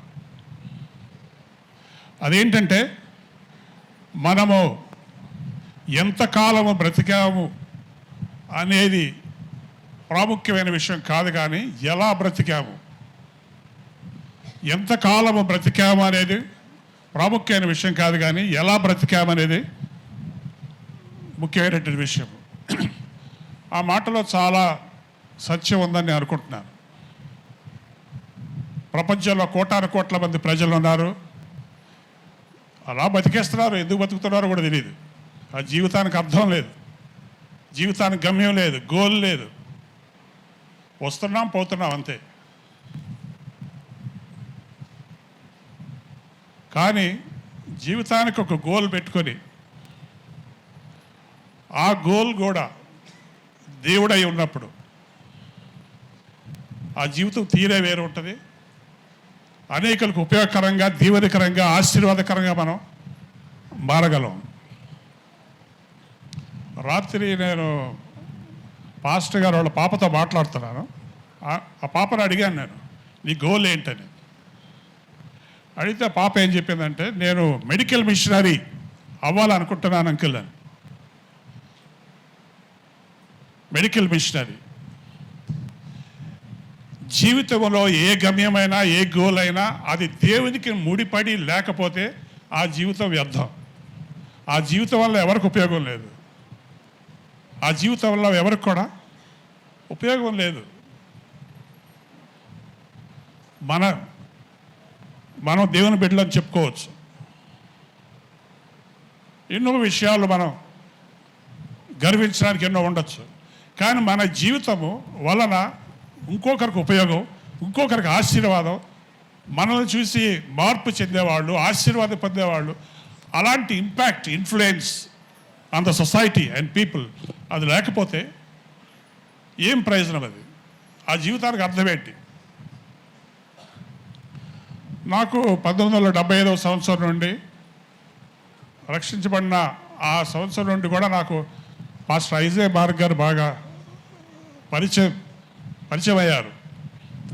నిజానికి ఆ రోజుల్లో ఎక్కువ మాట, ఎక్కువ పేరు ఈ బ్యాప్టిస్ట్ సర్కిల్స్లో ఆయన పేరు చాలా ఎక్కువ వినపడేది. ఆయన గురించి ఏమని చెప్పుకునేవారంటే, అప్పట్లో ఆ రోజు సీలేరులో పనిచేస్తున్నారు. ఆయన సీలేరులో దేవునికి సేవ చేస్తున్నారు.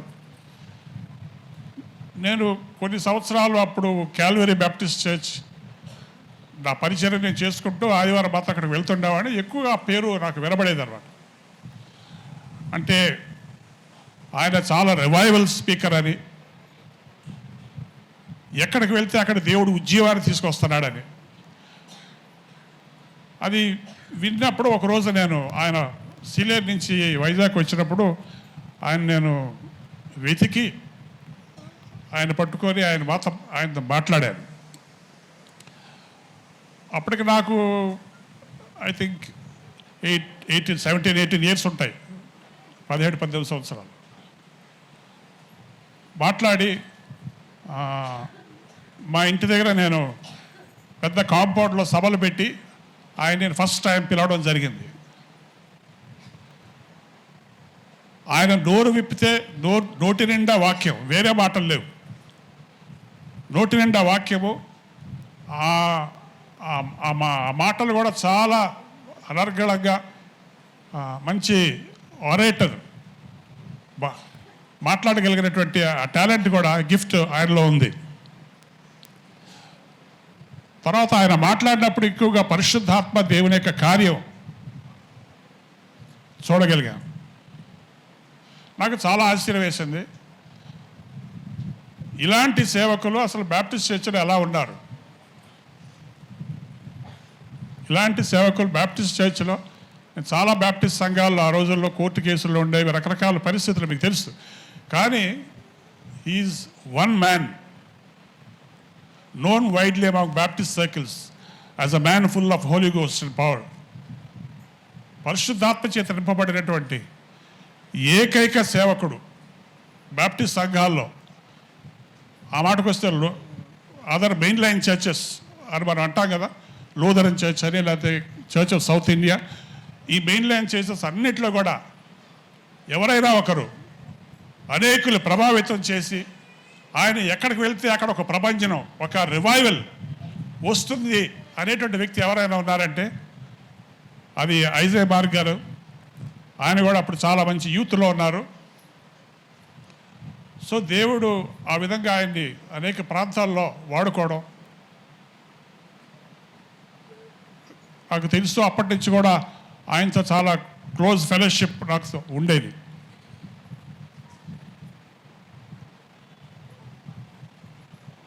ఆయన గోపాలపట్నం బ్యాప్టిస్ట్ చర్చ్ నుంచి బయటికి వచ్చేసిన తర్వాత నేను కొద్దిగా ఎక్కువగా ఆయన్ని కలుస్తూ ఉండేవాడిని.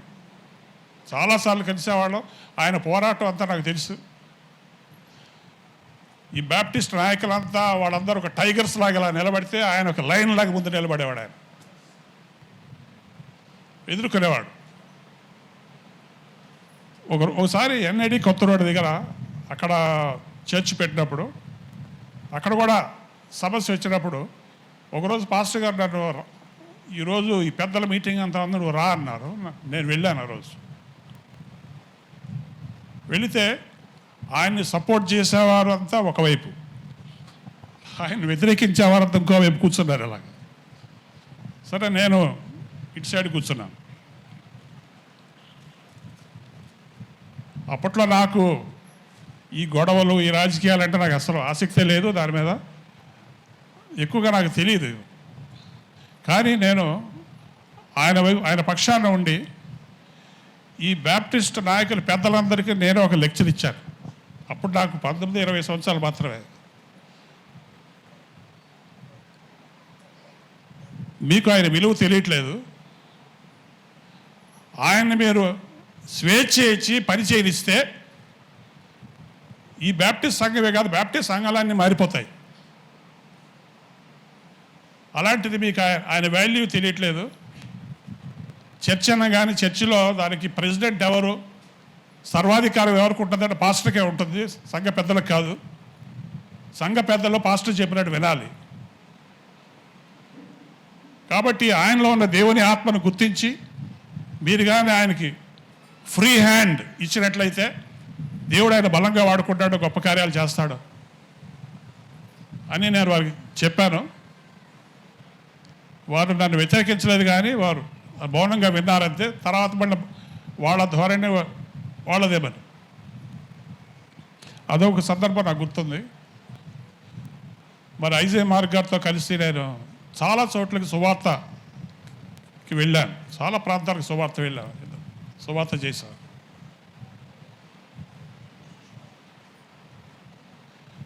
ఇలాగ చెప్పాలంటే చాలా విషయాలు ఉన్నాయి.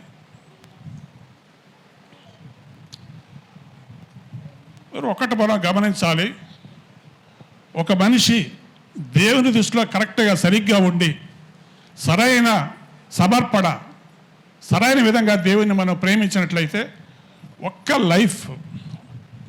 One life can impact millions of people. ఒక్క జీవితము సంపూర్ణంగా సమర్పించుకున్నటువంటి ఒక జీవితము జీవించినట్లయితే కొన్ని వేలాది లక్షలాది మంది ప్రజలపై మనకి ప్రభావం ఉంటుంది. అంతకంటే ఉన్నతమైన జీవితం ఏముంది? ఎక్కడ ఉంది?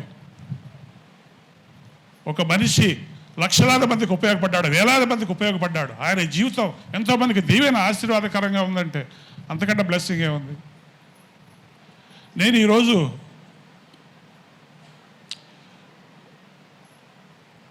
అనంతపురం అనేటువంటి పట్టణంలో దేవుడు నన్ను, అది చాలా బ్యాక్వర్డ్ రీజన్ మీకు తెలుసు. అనంతపురం ఎప్పుడైనా న్యూస్లో వచ్చిందంటే అక్కడ బాంబులు వేసుకొని చంపారు, చచ్చిపోయారు, పొడుచుకున్నారు, ఇదే వస్తాయి మీకు న్యూస్లో. ఆ ప్రాంతంలో ఉండి అక్కడ పరిచర్య చేస్తున్నారు. దేవుడు నన్ను అక్కడ తీసుకొని వెళ్ళి పరిచర్య జరిగిస్తున్నాడు. అక్కడ ఒక రకంగా చర్చ్ కన్స్ట్రక్షన్లో ఉంది మాది. ఇప్పుడు కూడా చాలా ఈరోజు కూడా పనులు జరుగుతూ ఉన్నాయి. మరి పాస్టర్ సమర్పణ రావు గారు ఆయన నాకు ఫోన్ చేసి, మా నాన్నగారు ఐజే మార్క్ గారు దినం ఇలా ఉంది అంటే నేను ఒక్క నిమిషం కూడా ఆలోచించలేదు, అయితే వస్తానని చెప్పాను.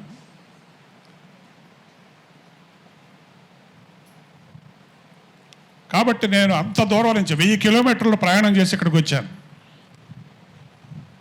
ఎందుకంటే ఒక వ్యక్తి మీద ఉన్నటువంటి గౌరవం, ఒక వ్యక్తి జీవించిన విలువైన జీవితం, ప్రశస్తమైన జీవితం,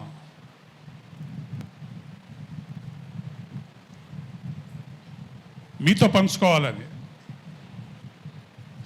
మనం కూడా అలా ఎందుకు ఉండకూడదు అనేటువంటి ఒక ప్రశ్న ఎప్పుడు రాదా? మనకు రాదా? ఆ ప్రశ్న రాదా? మనం ఎందుకు అలా ఉండకూడదు? ఏ దేవుడు ఒక్క వ్యక్తినే అలా పిలుస్తాడా? ఒకసారి డిఎల్ మోడీ అనేటువంటి గొప్ప భక్తుడు ఆయన ఒక మాట అన్నాడు, the world is yet to see a man who is fully, the world is yet to see a man who is totally committed to God, what he can do in his life. అంటే సంపూర్ణంగా సమర్పించుకున్న వారి యొక్క జీవితము ద్వారా దేవుడు ప్రపంచం మీద ఎలాంటి ప్రభావం చూపించగలడో అది మనం చూపించాలన్నాడు. ఒక్క వ్యక్తి ఆ ఒక్క వ్యక్తి నువ్వెందుకు కాకూడదు? ఆ ఒక్క వ్యక్తి నువ్వెందుకు కాకూడదు? స్త్రీలైనా పురుషులైనా అక్కడ భేదం లేదు. ఆ ఒక్క వ్యక్తి నువ్వెందుకు కాకూడదు? అదే ప్రశ్న. మనం ఒక వ్యక్తి గురించి ఎంత గొప్పగా చెప్పొచ్చు, కానీ అంతటితో మనం వదిలేస్తావా? మనం తీసుకునేది ఏంటి? వారి నుంచి మనం, ఆయనకు గొప్ప ఎగ్జాంపుల్ అయినప్పుడు ఆ ఎగ్జాంపుల్ నుంచి మనం ఏం నేర్చుకుంటున్నాం, ఏం తీసుకుంటున్నాం? చనిపోయిన వాళ్ళని పొగిడితే సరిపోయిందా? మనమేమి నేర్చుకుంటున్నాం? మనం ఎందుకు అలా ఉండవు?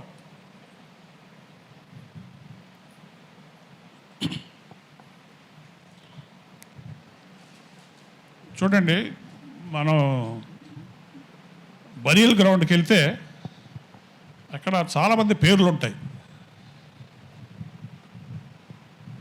So and so Williams 1950 to 1995, 1950 so and so date to 1995.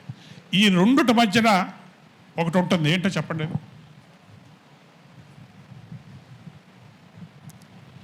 మనం డేట్ వేస్తాము, డేట్ ఆఫ్ బర్త్, ఆ తర్వాత డేట్ ఆఫ్ డెత్ వేస్తాము. ఆ రెండుటి మధ్యన ఒకటి ఉంటుంది.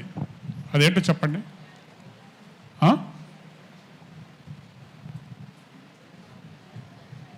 ఇప్పుడు చూడలేదా? ఇప్పుడు చూడలేదా? మీరు చదవలేదా? ఏం చదివారు? డాష్ ఏముంటుంది? డాష్. ఈ రెండుటి మధ్య ఒక డాష్ ఉంటుంది, చిన్నగా ఉంటుంది. అదే మీ జీవితం. ఆ డాష్ ఏంటంటే నువ్వే ఆ డాష్, నేనే ఆ డాష్. ఆ డాషే మన జీవితం.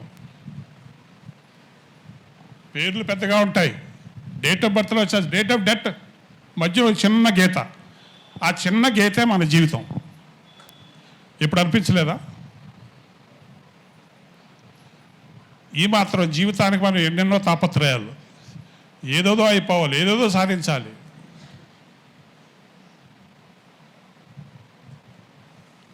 చిన్నప్పుడు ఒక సినిమా పాట నాకు వింటా ఉండేవాడిని. అదేంటంటే, మెరుపులా మెరిచావు,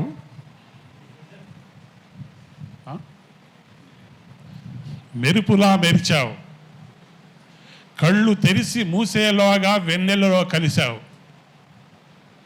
మెరుపులా మెరిశావు, కళ్ళు తెరిసి మూసేలోగా వెన్నెలలో కలిశావు అను, అంతే కదా?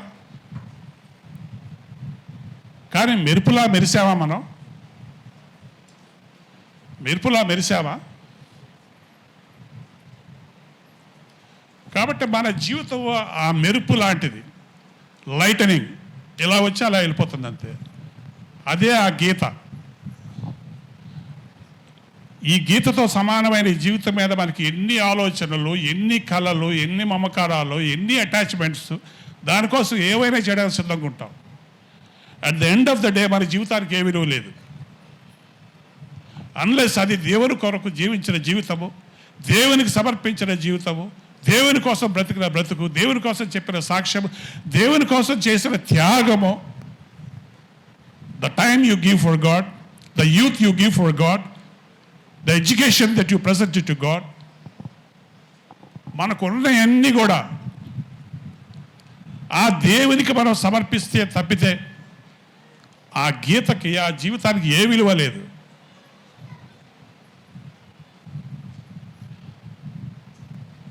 ఒకరోజు మనందరి గురించి కూడా ఎలా నిలబడి ఎవరన్నా చెప్పాల్సి వస్తే ఏం చెప్తారు?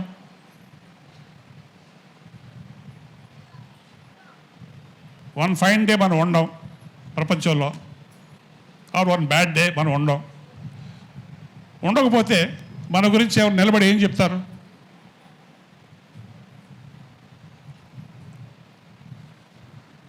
ఇదంతా మనం ఆలోచించాలి.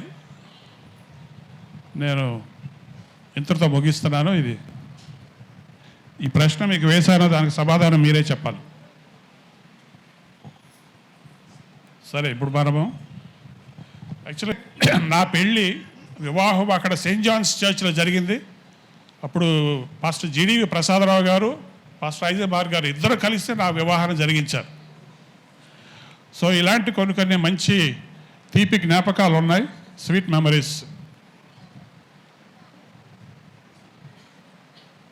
ఎనివే, నేను ఇంతటితో అది ముగిస్తున్నాను. మన దేవుని యొక్క వాక్యంలోకి వెళ్దాం. అన్యాయం ఇచ్చేవాడు ఇంకనూ అన్యాయమే.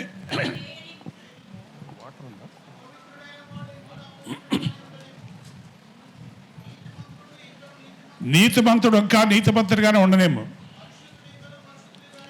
పరిశుద్ధుడు ఇంకనూ పరిశుద్ధునిగానే ఉండనేమో. ఇదిగో త్వరగా వచ్చుచున్నాను.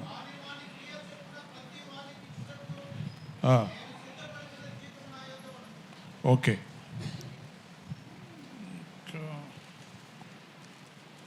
అలాగే Revelation chapter 1, first chapter revolution, ప్రకటన గ్రంథంలో మొట్టమొదటి అధ్యాయం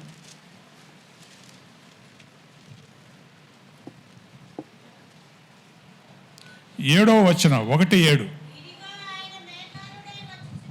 ఇదిగో ఆయన మేఘారూఢుడై వచ్చున్నాడు, ప్రతి నేత్రము ఆయనను చూచును, ఆయనను పొడిచిన వారును చూచెదరు. భూజనులందరూ ఆయనను చూసి రొమ్ము కొట్టుకొందరు. ఆమేన్. Behold, he cometh with clouds, every eye shall see him, and they also which pierced him, and all kindreds of the earth shall wail because of him. Every eye shall see him. ప్రతి నేత్రం ఆయన చూస్తుంది.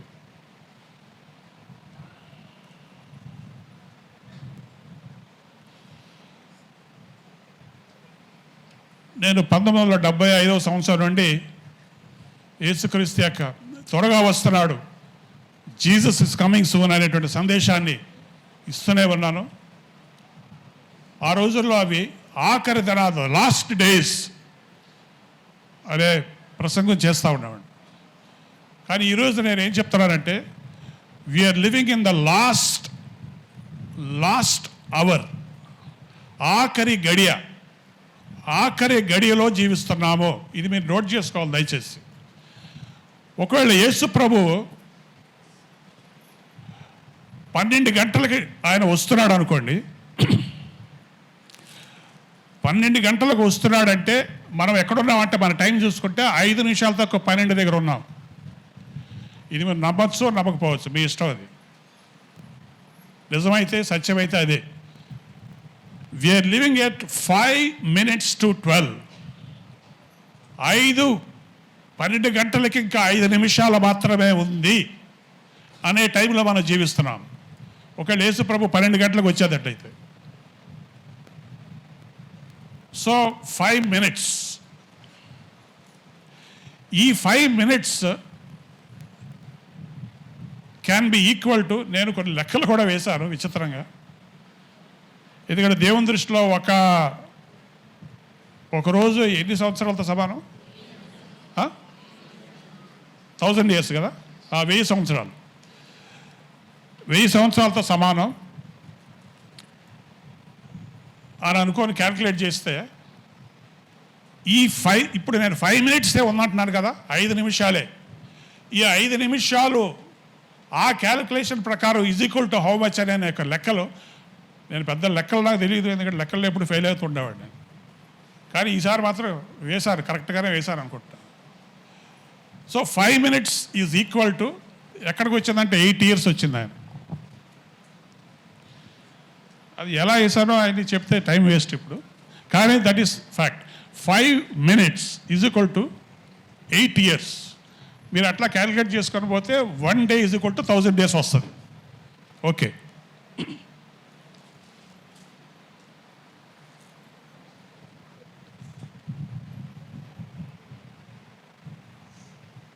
అందుకని మనం ఆఖరి క్షణంలో ఉన్నాం, ఆఖరి 5 minutesలో ఉన్నాం.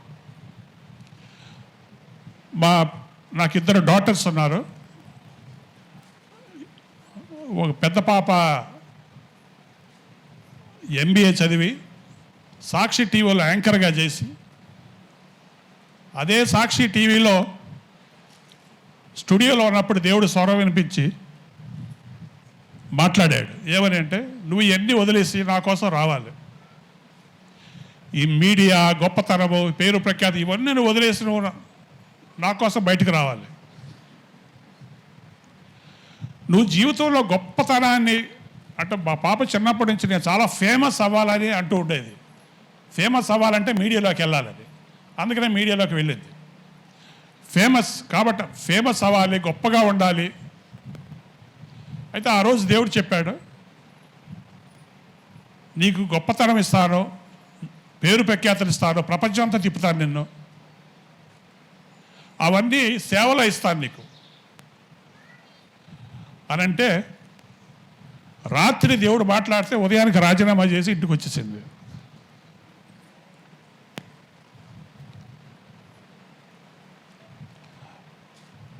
కాబట్టి ఆ పాప ఇప్పుడు నేపాల్లో మిషనరీగా ఉండి అక్కడ పనిచేస్తూ ఉంది. రెండో పాప కూడా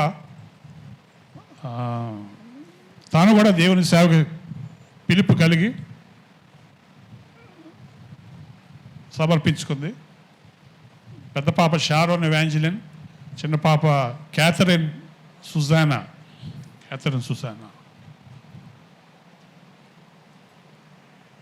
ఆ పాపకి కూడా ఆ పాప చాలా మరి చెప్పాలంటే హైలీ ప్రేయర్ఫుల్ అనమాట. అసలు ఏది పట్టించుకోదు. రోజుకు ఒక 10 గంటలు తక్కువ ప్రేయర్లో ఉండకుండా ఉండదు. అట్లా దేవుని దగ్గర చాలా అనుభవాలు సంపాదించింది. రాత్రిపూట ఒకసారి దేవుడు లేపి చెప్పాడట, మీ డాడీ 5 నిమిషాలే ఉందని బోధిస్తున్నాడు కదా, కానీ నేనేం చెప్తున్నానంటే 3 నిమిషాలే ఉందని చెప్పాడట. 3 నిమిషాలు మాత్రమే ఉంది నా రాకడికి.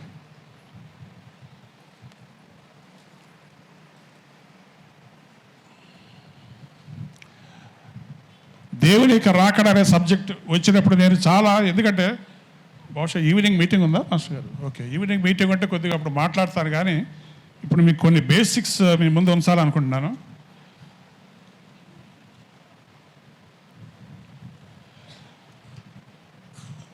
నెక్స్ట్ 10 years నుండి 10 to 40 years, ఇప్పుడు మన ముందు ఉన్నటువంటి 10 years to 40 years మీరు జ్ఞాపకం పెట్టుకోండి. మ్యాక్సిమం 40 సంవత్సరాలు ఈ ప్రపంచానికి చాలా కీలకమైన, it is very crucial for this world. ఎవరైతే జీవితంలో ఏదేదో అయిపోవాలని కలలుగంటున్నారో, ఏదో సంపాదించాలి, ఏదో సాధించాలి అని కలలు కంటున్న వాళ్ళకి నేను చెప్తున్నాను, నెక్స్ట్ 10 సంవత్సరాల నుంచి 40 years వెరీ వెరీ క్రూషియల్.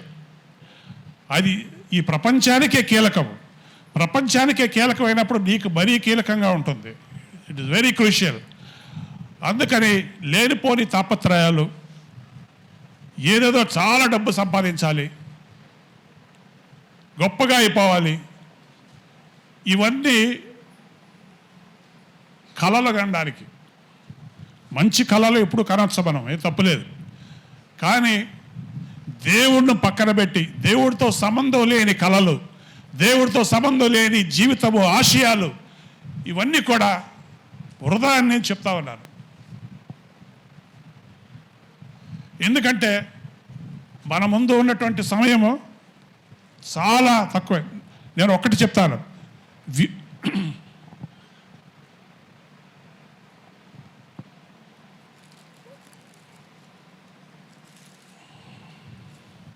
మనము we are living in the last chapter of human history. మానవ చరిత్రలో మనం ఉండే ఈ టైం ఆఖరి అధ్యాయము. అన్ని అధ్యాయాలు అయిపోయాయి, ఆఖరి అధ్యాయంలో ఉన్నాం మనం. We are living in the last chapter of human history. కాబట్టి ఇప్పుడు మనం జీవించే జీవిత విధానము అది మనల్ని, మన చుట్టూ ఉన్న వారిని ప్రభావితం చేయాలి. There is no time to waste. There is no time for daydreams. There is no time for vanities of life. There is no time to waste. వృధా చేయడానికి సమయం లేదు. జీవితాలను చక్కబెట్టుకోవాలి, ఇంటిని చక్కబెట్టుకోవాలి, మన సంఘాన్ని చక్కబెట్టాలి, ప్రపంచాన్ని చక్కబెట్టాలి. మన మీద చాలా రెస్పాన్సిబిలిటీస్ ఉన్నాయి. దేవుడికి మనందరి మీద చాలా నమ్మకం ఉంది. నన్ను కూడా అని అడుగుతున్నావా నువ్వు? ఎస్, నీ మీద కూడా నమ్మకం ఉంది, నీ మీద కూడా నమ్మకం ఉంది, నీ మీద కూడా నమ్మకం ఉంది. మీ అందరి మీద దేవుడికి నమ్మకం ఉంది. ఒక నమ్మకంతో ఒక పిలుపుని పిలిచాడు, ఒక ఉన్నతమైన పిలుపుతో నిన్ను పిలిచాడు, ఉన్నతమైన జీవితాన్ని జీవించడానికి నిన్ను పిలిచాడు. అది మర్చిపోయి ఏదేదో దేనికోసం వెతుకుతున్నావేమో, దేనికోసం ప్రాకులాడుతున్నావేమో, దేనికోసం తాపత్రయం. ఈ ప్రపంచం అంతా, the world is on a rat race to earn lot of money. చాలా డబ్బులు సంపాదించడానికి ఈ ప్రపంచం ఒక పందెం. They are running, they are on the rat race. డబ్బులు సంపాదించడానికి. చాలా విచారకరమైన సంగతి ఏంటంటే 1990 తర్వాత మన దేశంలో పరిస్థితులన్నీ మారిపోయాయి. అప్పటి వరకు ఒక రకమైనటువంటి ఒక ఆత్మీయత, ఒక స్టాండర్డ్ ఉండేది. ఈ ప్రపంచంలో ఎప్పుడైతే గ్లోబలైజేషన్ అన్నారో, ప్రపంచీకరణ, ఇట్లాంటి కొన్ని పదజాలం మనం వింటూ ఉంటాం. కాబట్టి 1990 తర్వాత మన దేశంలో పరిస్థితులు మారిపోయాయి, మన ఇంట్లో పరిస్థితులు మారిపోయాయి. ఒకప్పుడు ఒక్కరే ఉద్యోగం చేసేవారు, ఆ ఉద్యోగం మీద 10 మంది తినేవారు. కానీ 1990 తర్వాత ఈ సాఫ్ట్వేర్ రెవల్యూషన్ వచ్చిన తర్వాత ప్రతి ప్రతి ఇంట్లో ఇద్దరు ముగ్గురు job holders, lot of money, చేతిలో చాలా డబ్బు ఉంది ఇప్పుడు మనకి. ఎంత డబ్బు ఉందంటే దేవుడితో అంతగా మనకు పని లేదు. నేను జనరల్గా మాట్లాడుతాను, మీ గురించి కాదు. ఇప్పుడు ప్రపంచ పరిస్థితి ఎలా ఉన్నాయంటే దేవుడితో పెద్దగా పని లేదు. ఏం అవసరం దేవుడు మనకి? డబ్బులు ఉన్నాయి, అన్నీ తెచ్చుకుంటున్నాం, అన్నీ కొనుక్కుంటున్నాం, అన్నీ ఉన్నాయి. ఏదో ఫ్యాషన్ కోసం భక్తి తప్పితే ప్రపంచానికి నిజానికి దేవుడితో పెద్ద పని లేదు.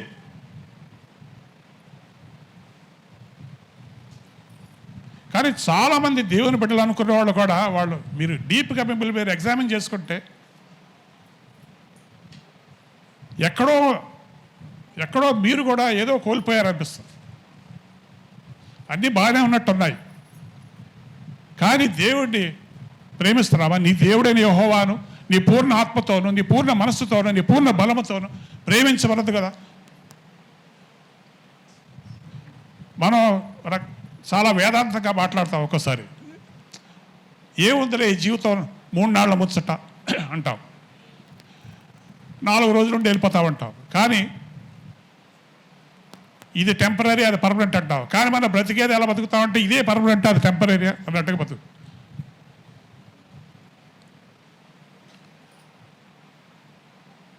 కాబట్టి ఇప్పుడు ప్రపంచం అంతట్లో కూడా మెటీరియలిజం, వస్తు సంపాదన మీద పడ్డారు. ఇళ్ళు, ఆస్తిపాస్తులు, డబ్బు, హోదా, మంచి వివాహం, మంచి కట్నాలు, అన్ని వీటి మీద.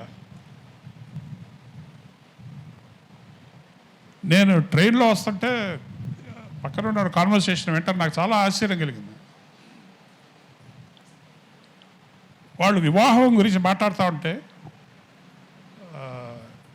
కట్నం మీరు ఎంత ఇస్తున్నారో అని వారు ఏదో అడిగితే 2.5 అన్నాడు. 2.5 అంటే నేను ఏమనుకున్నానంటే 2,50,000 అని. కానీ 2,50,000 కాదట, 2,50,00,000 అట కట్నం.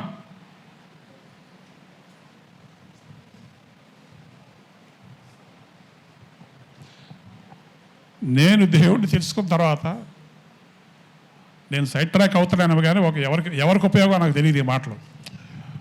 నేను దేవుడిని తెలుసుకున్న తర్వాత వివాహం చేసుకునే టైం వచ్చినప్పుడు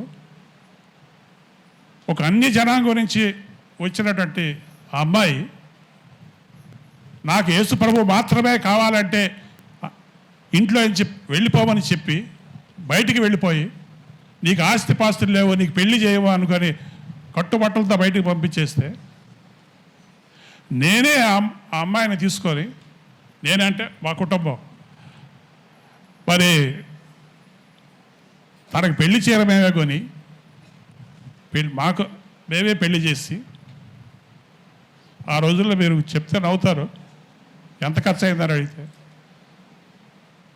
చాలా గ్రాండ్గా దేవుడు చేశాడు. కానీ ఎంత ఖర్చు అయిందంటే నేను ఖర్చు పెట్టింది 15,000 రూపాయలు మాత్రమే.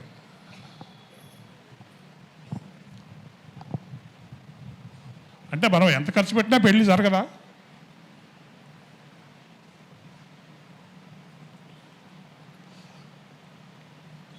కాబట్టి మనము ఎన్నెన్నో తాపత్రయాలు,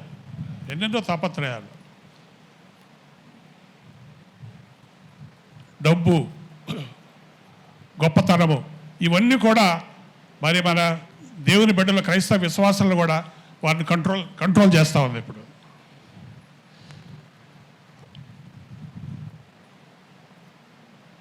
కానీ మన లైఫ్ స్టైల్ ఎలాగుందో మనం తిరిగి ఆలోచించుకునే సమయం ఈరోజు వచ్చింది. నీ దేవుడైన యెహోవాను నీ పూర్ణ మనస్సుతో, నీ పూర్ణ ఆత్మతో, పూర్ణ వివేకంతో love the Lord thy God with all your heart, mind and soul అని దేవుని వాక్యం చెప్తే, మనం దేవుని యొక్క పూర్ణ ఆత్మతో దేవుడిని ప్రేమించగలుగుతున్నావా? మనం ఎట్లాంటి లైఫ్ స్టైల్ జీవిస్తున్నాము? మనం దేవుణ్ణి ప్రేమిస్తున్నావా? ప్రేమించిన దేవుడి కోసం ఏం చేస్తున్నాం? ప్రేమించిన ప్రియుడు, ప్రియురాల కోసం అన్నీ వదిలేసి వెళ్ళిపోయిన వాళ్ళు ఉన్నారు. మరి ప్రేమించిన దేవుడి కోసం మనం ఏం చేస్తున్నాం? దేవుడికి ఏమి టైం ఇస్తున్నావా? అసలు దేవుడికి టైం ఇస్తున్నావా? నీకు దేవుడు ఎన్నో తలాంతులు గిఫ్ట్స్ ఇచ్చాడు, టాలెంట్స్ ఇచ్చాడు, అవి దేవుడికి సమర్పించావా? దేవుడి కోసం అది ఉపయోగిస్తున్నావా? నీకున్న టైం ఎట్లా నువ్వు ఇన్వెస్ట్ చేస్తున్నావు? మనం ఎంత టైం వేస్ట్ చేస్తామో తెలుసా? We are wasting a lot of time.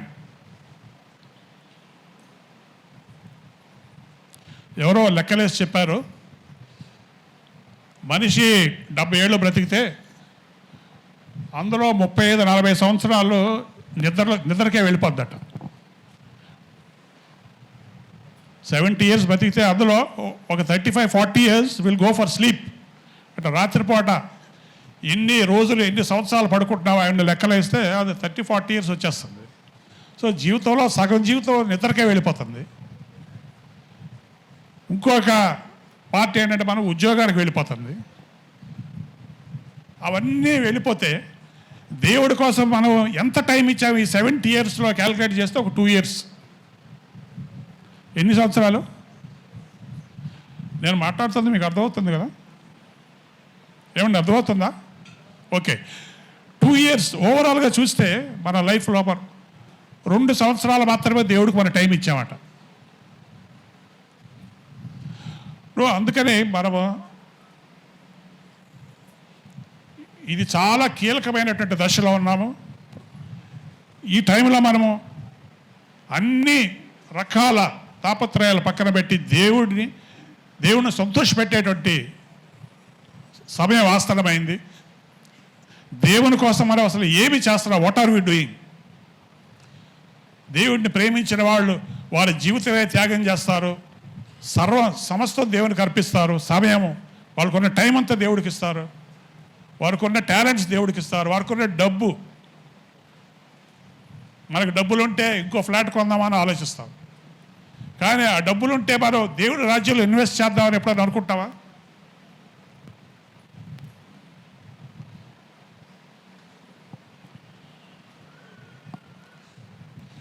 కానీ నేను ఆ పని చేస్తున్నాను కాబట్టి నేను మీకు చెప్తున్నాను. నాలాగా మీరు చేయమని కూడా నేను అంటలేదు. కానీ దేవుణ్ణి ప్రేమించిన వాళ్ళు they will give all their best. తన బెస్ట్ దేవుడికి జీవితం అర్పిస్తారు. కాబట్టి అన్నిటికంటే ముఖ్యము దేవుని రాజ్యాన్ని కట్టడము, దేవుని సేవను విస్తరింప చేయడము. దానికోసం మనం ఇన్వెస్ట్మెంట్ చేయాలి. ఎక్కడో ఫ్లాట్కి ఇన్వెస్ట్మెంట్ చేశాను, రియల్ ఎస్టేట్లో ఇన్వెస్ట్మెంట్ చేశాను, బంగారంలో ఇన్వెస్ట్మెంట్ చేశాను. ఇవన్నీ మనం డైలీ ఈ లాంగ్వేజ్, ఈ భాష వింటూనే ఉంటాం. కానీ నేను ఇక్కడ నిలబడి చెప్పగలను, I have given my all to God. నా సమస్తం దేవుడికి ఇచ్చారని నేను చెప్పగలను. అది చెప్పకుండా నేను చేయకుండా మిమ్మల్ని చేయమని ఎప్పుడూ చెప్పను. మీరు అలా చేయాలని కూడా నా ఉద్దేశం కాదు. ఎందుకంటే ఎవరి విశ్వాసాన్ని బట్టి వాళ్ళు కొంతమంది 10% ఇస్తారు, కొంతమంది 20% ఇస్తారు. Some people will give their all.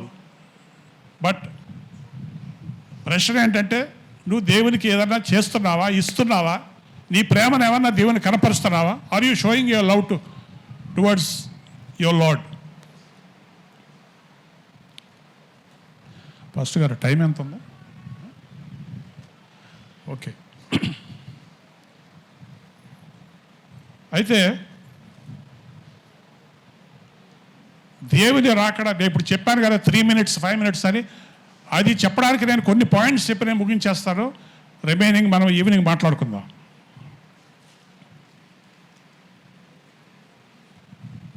ఇప్పటి నుంచి నేను చెప్తున్నాను, in the next 10 to 40 years, ఈ టైంలో ఎనీ టైం యేసుప్రభు మధ్యాకాశంలో వచ్చి తన సంఘాన్ని తీసుకొని వెళ్ళేటువంటి ఒక ఇంటర్నేషనల్, యూనివర్సల్, హిస్టారికల్ ఈవెంట్ అది జరగబోతుంది. అది 10 ఏళ్లలో జరగచ్చు, మ్యాక్సిమం 40 yearsలో జరగచ్చు. ఈ ప్రపంచానికి 40 సంవత్సరాలు అనేది పెద్ద విషయం కాదది. ఒక 40 సంవత్సరాల్లో ప్రపంచాన్ని విభ్రాంతి చెందేలాగా ఆశ్చర్యపడేటువంటి కొన్ని సంఘటనలు, ఈవెంట్స్ జరగబోతున్నాయి. అది వాటిని ఆపే ఎవరి తరము కాదది. వాళ్ళు దూసుకొని వెళ్ళిపోతాయి. ఆ ఈవెంట్స్ ఏంటో మీకు చెప్తాను. మీకు the first thing that we can ever look forward, మనము ఎదురు చూడగలిగినటువంటి ఏకైక సంఘటన, ప్రపంచ సంఘటన, అంతర్జాతీయ సంఘటన ఏంటంటే యేసు ప్రభు మధ్యాకాశంలోకి వచ్చి తన సంఘాన్ని పైకి తీసుకొని వెళ్తాడు. అది రాబోయే 10 ఏళ్ల నుండి 40 ఏళ్ళు లోపు ఎప్పుడైనా జరగచ్చు. కాబట్టి ర్యాప్చర్ అనేది ఫస్ట్ ఈవెంట్. నేను కొన్ని ద క్రోనాలజీ ఆఫ్ ఈవెంట్స్ చెప్తాను. అంటే దేని తర్వాత ఏ సంఘటన ఇప్పుడు జరగబోతుంది. నంబర్ వన్ ఏంటంటే ర్యాప్చర్ ఆఫ్ ద చర్చ్. యేసు ప్రభు యొక్క సంఘం పైకి తీసుకొని వెళ్ళేటటువంటి సమయం. రెండోది, మీరు ఎవరికైనా రాసుకోవాలంటే రాసుకోవచ్చు. First rapture, second 7 year tribulation, 7 ఏళ్ల మహా శ్రమలు, అది సెకండ్ జరుగుతుంది. సంఘం పైకి వెళ్ళిపోయిన తర్వాత 7 ఏళ్ళు ఘోరమైన శ్రమలు ఈ ప్రపంచంలో జరుగుతాయి. ఆ టైంలో ప్రపంచాన్ని పరిపాలించే ఒక నియంత, వరల్డ్ డిక్టేటర్ ఆయన రాబోతున్నాడు. ఆయన ఇప్పటికే జన్మించి ఉన్నాడు. ప్రపంచంలో ఆయన స్క్రీన్ వెనకాల ఉన్నాడు. స్క్రీన్ తీసేసిన తర్వాత ఆయన బయటికి ప్రత్యక్షం అవుతాడు. ఆయన ఇప్పటికే బ్రతుకున్నాడు. అది మీరు గమనించండి.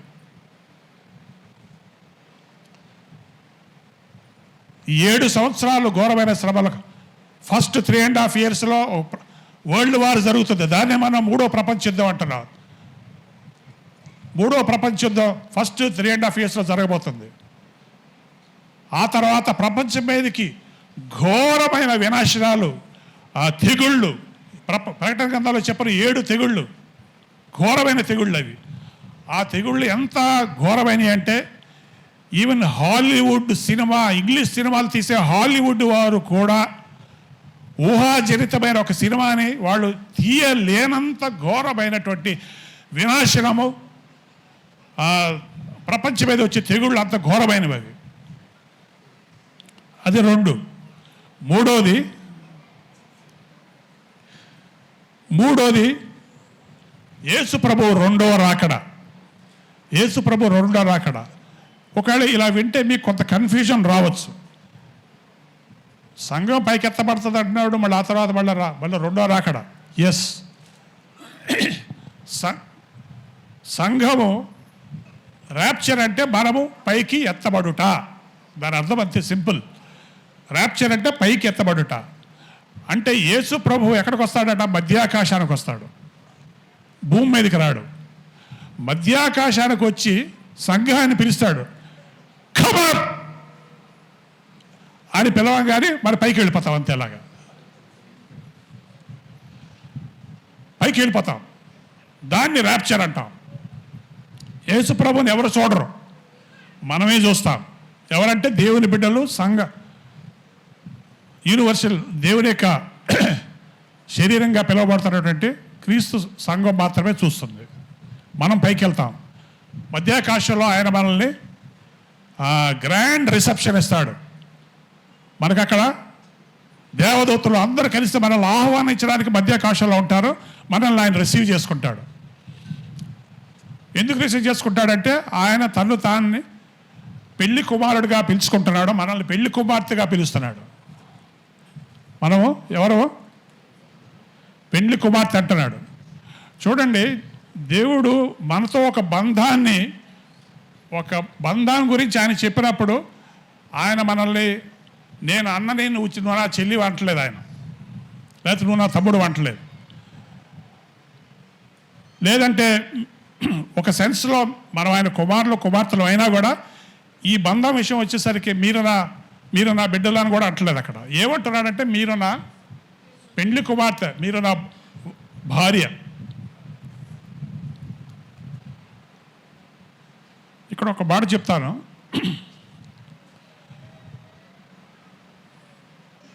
ఇప్పుడు ప్రపంచంలో చాలామంది అన్ని తెలుగు కానీ అన్ని రకరకాల భాషల్లో సినిమాలు మనం తెలుసు, మనకు తెలియదు. ఈ సినిమాల్లో ఒక కాన్సెప్ట్ ఏంటంటే హీరో అని, హీరోయిన్ అని, ఇంకోటి ఏంటి తెలుసు కదా, హీరో, హీరోయిన్, విలన్. ఇది నిజానికి ఇది సినిమా వాళ్ళ కాన్సెప్ట్ కాదు. ఇది ఎప్పుడు కూడా ఒక దానిని చూసి మనం అనుకరిస్తూ ఉంటాం. అంటే సినిమా వాళ్ళు హీరో, హీరోయిన్, విలన్ అనేటువంటి ఒక కాన్సెప్ట్ని తెచ్చారంటే అది ఎవరిని చూసి తెచ్చారు? అది అంటే there is a higher order. ఇంతకంటే హైయర్ ఆర్డర్ ఒకటి ఉంది, ఉన్నతమైన క్రమం ఒకటి ఉందా, అది ఆత్మీయ ప్రపంచంలో, పరలోకంలో. సో హీరో ఎవరంటే యేసు ప్రభు కదా. హీరో ఎవరు? మన హీరో ఎవరు చెప్పండి? మన హీరో యేసు ప్రభు. మనం ఎవరు? హీరోయిన్. మనకు విలన్ ఎవరు? సరిపోయింది కదా. Hero, heroine, villain. ఈ కాన్సెప్ట్ సినిమా వాళ్ళది కాదండి, మందది ఒరిజినల్. వీఆర్ ఒరిజినల్, వాళ్ళు డూప్లికేట్. వాళ్ళ మనల్ని చూసి నేర్చుకున్నారు. కాబట్టి ప్రతి వారికి కూడా ఈ టైంలో నేను ఒక మాట చెప్తాను. ఒక భార్య, ఒక భర్త మధ్యన ఎలాంటి బంధము ఉండాలో, ఎలాంటి బంధం ఉండాలో, ఉంటుందా అనేది ఒక ప్రశ్న. ఉంటుందా అనేది ఒక ప్రశ్న. ఎలా ఉండాలో అలా ఉంటుందా? సరే, ఎలా ఉండాలో అలాంటి బంధము, అలాంటి ఇంటిమెసీ, అలాంటి క్లోజ్నెస్, అలాంటి ఓపెన్నెస్ ఆయనకి మనకి ఉండాలి. ఎందుకంటే ఇంటిమేసీ అనేది ఒక అన్న చెల్లి, ఒక అక్క చెల్లి, వాళ్ళది చాలా ఇంటిమేట్ రిలేషన్షిప్ అని మనం చెప్పలేము. ఒక తల్లిదండ్రులు, పిల్లలు ఓకే, కొంతవరకు చెప్పగలము. అంత ఇంటిమేట్ రిలేషన్షిప్ అని మనం చెప్పలేము. కానీ ఒక భార్యాభర్త మధ్యన ఉన్న relationship the most intimate relationship. అది దేవుడు ఎందుకు మనల్ని ఒక భార్యాభర్త, ఒక పెండ్లి కుమారుడు, పెండ్లి కుమార్తెతో పోల్చాడంటే అటువంటి ప్రేమ, అటువంటి రొమాంటిక్ లవ్, అటువంటి రెవల్యూషనరీ లవ్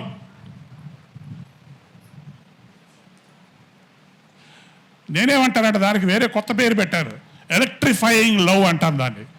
అంటే ఒక భార్యాభర్తల మధ్యన కరెంట్ షాక్ కొట్టేటువంటి అనుబంధంతో కూడినటువంటి ప్రేమని నేను దానికి ఎలక్ట్రిసిటీ అని పెట్టాను. ఎనీవే, దేవుడు అలాంటి బంధం మనకు ఉండాలని కోరుకుంటున్నాడు. ఈ బంధం మనకు అర్థమైతే, అసలు యేసు ప్రభువుకి సంఘానికి ఉన్న బంధం మనకు అర్థమైతే అన్నీ అర్థమైపోతాయి మనకి. మనకి మన ప్రభువుకి బంధం కరెక్ట్గా ఉంటే భార్యాభర్తల బంధం కూడా చాలా కరెక్ట్గా ఉంటుంది.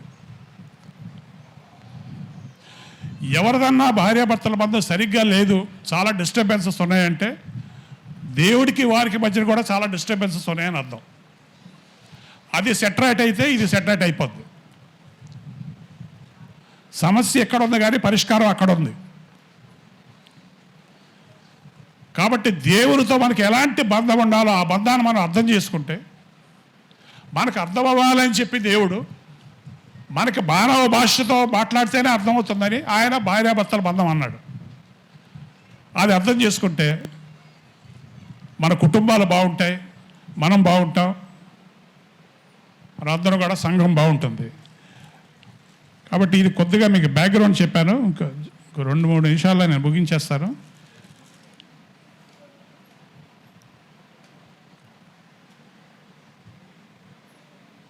కాబట్టి ర్యాప్చర్ అనేది మీకు అర్థమైంది, చెప్పాను. Second coming of Christ. ఇప్పుడు నేను మీకు ఇందాక రెవల్యూషన్ ఒకసారి చదువుతారు. అది ప్రకటన గ్రంథం 1:7.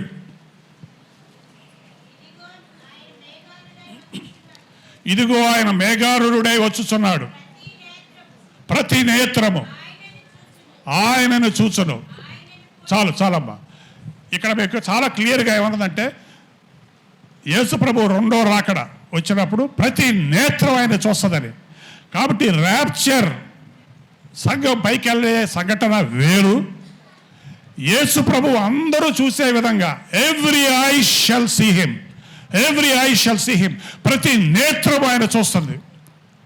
అది ఎప్పుడు చూస్తుందంటే యేసు ప్రభు 7 ఏళ్ల శ్రమ తర్వాత ఆయన మళ్ళీ ఈ ప్రపంచం మీదకి దిగుతాడు. ఆయన వేలాది లక్షలాది కోట్లాది దూతలతో దిగి ఎక్కడ దిగుతాడంటే ఇశ్రాయేలు దేశంలో ఒలీవ కొండ మీద ఆయన దిగుతాడు, పాదం మోపుతాడు. అప్పుడు ప్రపంచ దేశాల్లో అందరూ చూస్తారట ఆయన్ని. ప్రధానమంత్రులు, దేశాధ్యక్షులు, అధికారులు, సామాన్య ప్రజలు అందరూ ఆయన వస్తున్నప్పుడు చూస్తారు. గ్రాండ్ ఎంట్రీ, ప్రతి నేత్రం ఆయన చూస్తుంది. అది సెకండ్ కమింగ్ ఆఫ్ క్రైస్ట్. మీకు దానికి తేడా అర్థం అవ్వాలని చెప్పాను. తర్వాత ఇప్పటి వరకు మూడు చెప్పుకున్నాం. ర్యాప్చర్, పైకెత్తబడుట. రెండోది 7-8 ట్రిబులేషన్, 7 ఏళ్ల మహాశ్రమ. మూడోది సెకండ్ కమింగ్ ఆఫ్ క్రైస్ట్, యేసు ప్రభు రెండో రాకడ. నాలుగవది 1000 ఏళ్ల పాలన, 1000 year reign ఆఫ్ క్రైస్ట్.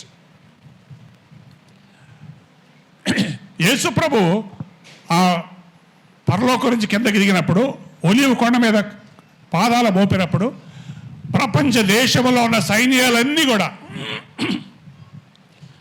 వారందరూ ఏం చేస్తారంటే యేసు ప్రభు మీద న్యూక్లియర్ బాంబ్స్ వదులుతారు. ఈ మిరాజ్ 65, మిరాజ్ 21 ఏవో ఉన్నాయి కదండి, పెద్ద పెద్ద క్షిపణులు, మిసైల్స్, న్యూక్లియర్ బాంబ్స్ యేసు ప్రభు మీద వేస్తారు. ఆయన కిందకి సైన్యం చూస్తుంటే రష్యా దేశము, అనేక దేశాలు. కానీ అక్కడ వాక్యం ఏమైనా ఉందంటే ఆయన తన ఊపిరితో, with the breath of his nostrils he will destroy. ఇహలోకంలో ఉన్నటువంటి సైన్యాలు, వారి న్యూక్లియర్ ఆటమ్ బాంబులన్నీ కూడా ఆయన నోటి ఊపిరితో వారి సముల నాశనం చేస్తాడట ఆయన. సో అది జస్ట్ దాన్ని ఏమంటారంటే ఆర్మగెడన్ వార్.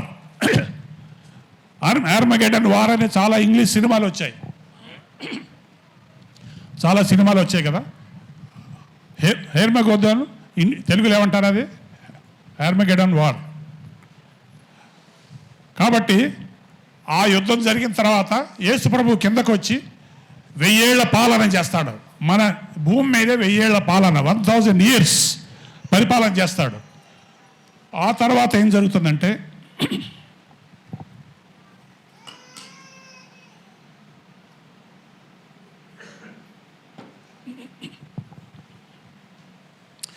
Number 5, final judgement.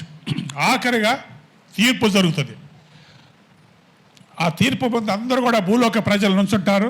ఆయన మేకలను, గొర్రెలను వేరు చేస్తాడు.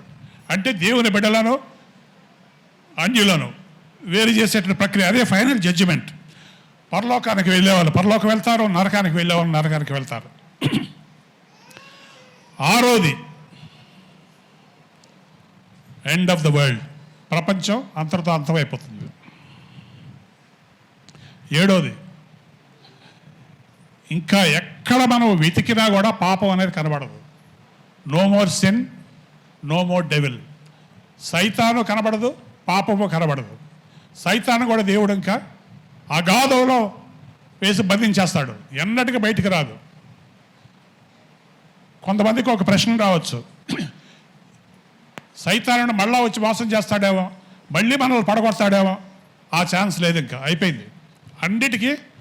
అందుకనే అన్నిటికీ అంతము సమీపమాయను, అన్నిటికీ అంతం, పాపానికి అంతము, సైతానికి అంతము, ఈ ప్రపంచ పరిస్థితులకు అంతము, మన జీవితంలో అన్ని కష్టాలకు అంతము, కన్నీరికి అంతము, వేదనకి అంతము, డిసప్పాయింట్మెంట్స్కి అంతము, అన్నిటికీ అంతం.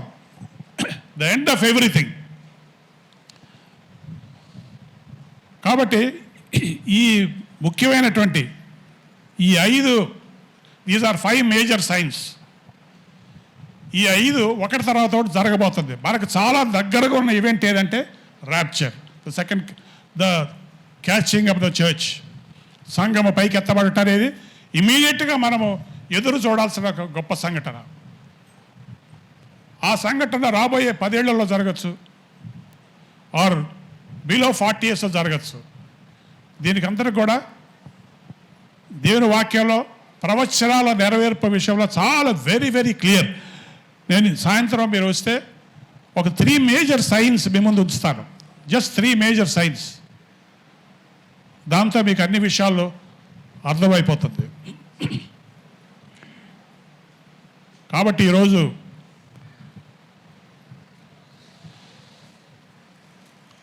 ఇందులో ఒక మాట ఉంది, అది చదవండి. ప్రకటన గ్రంథం 22:12 అది చదివి ముగించుకోండి. ఇదిగో త్వరగా వచ్చుచున్నాను, వారి క్రియల చొప్పున ప్రతి వారికి ఇచ్చుటకు నేను సిద్ధపరిచిన జీతము నా యొద్దన ఉన్నది. సో ఆయన ఎందుకు వస్తున్నాడంటే ప్రతి వానికి వాని క్రియల చొప్పున ఆయన సిద్ధపరిచిన జీతం అట, అది ఇవ్వడానికి వస్తున్నాడు. మీకు భయం వేయట్లేదా? మీకు ఎవరికి భయం వేయట్లేదా? ఎందుకు వస్తున్నాడు ఆయన అంటే ఒక రోజు ఉంది మనకి, ఆ రోజు అట్ట మనం అకౌంట్, మన జీవితం అకౌంట్ ఆయనకి ఇవ్వాలట. లెక్కలు అప్పచెప్పే రోజు, లెక్కలు అప్పచెప్పే రోజు. అంటే ఈ రోజు నన్ను ఎవరు అడిగేవారు లేరు, నన్ను ఎవరు అడగరు, నేను ఎలా ప్రవర్తించినా నన్ను ఎవరు అడగరు, నన్ను ఎవరేం చేయలేరు, నాకు డబ్బు ఉంది, హోదా ఉంది, అన్నీ ఉన్నాయి, నన్ను ఎవరేం చేయలేరు అనుకుంటున్నావా? నన్ను ఎవరేం చేయలేరు. నేను ఎవరికి లెక్కలు అప్పచెప్పుకోవాల్సిన అవసరం లేదు. లేదు, ఉంది. నీకు ఇష్టం ఉన్నా లేకపోయినా ఉంది. అది లెక్కలు అప్పచెప్పే రోజు. నువ్వు ఇష్టం వచ్చినట్లు మాట్లాడతావా? నీ భార్యతో ఇష్టం వచ్చినట్టు మాట్లాడతావా? నీ భర్తతో నువ్వు ఇష్టం వచ్చినట్టు మాట్లాడతావా? మీ వాళ్ళతో ఇష్టానుసారంగా మాట్లాడతావా? నిన్ను ఎవరు అడిగేవాళ్ళు లేరా? ఉన్నారు, ఖచ్చితంగా ఉన్నారు. ప్రతి దానికి నువ్వు లెక్క అప్పచెప్పాలి. There is an account you have to give. అంటే ఈరోజు ఎవరు మనల్ని అడగట్లేదు, ఎవరు పట్టించుకోవట్లేదు. జీవితం ఎప్పుడు ఇలాగే ఉంటుంది అనుకుంటున్నావా?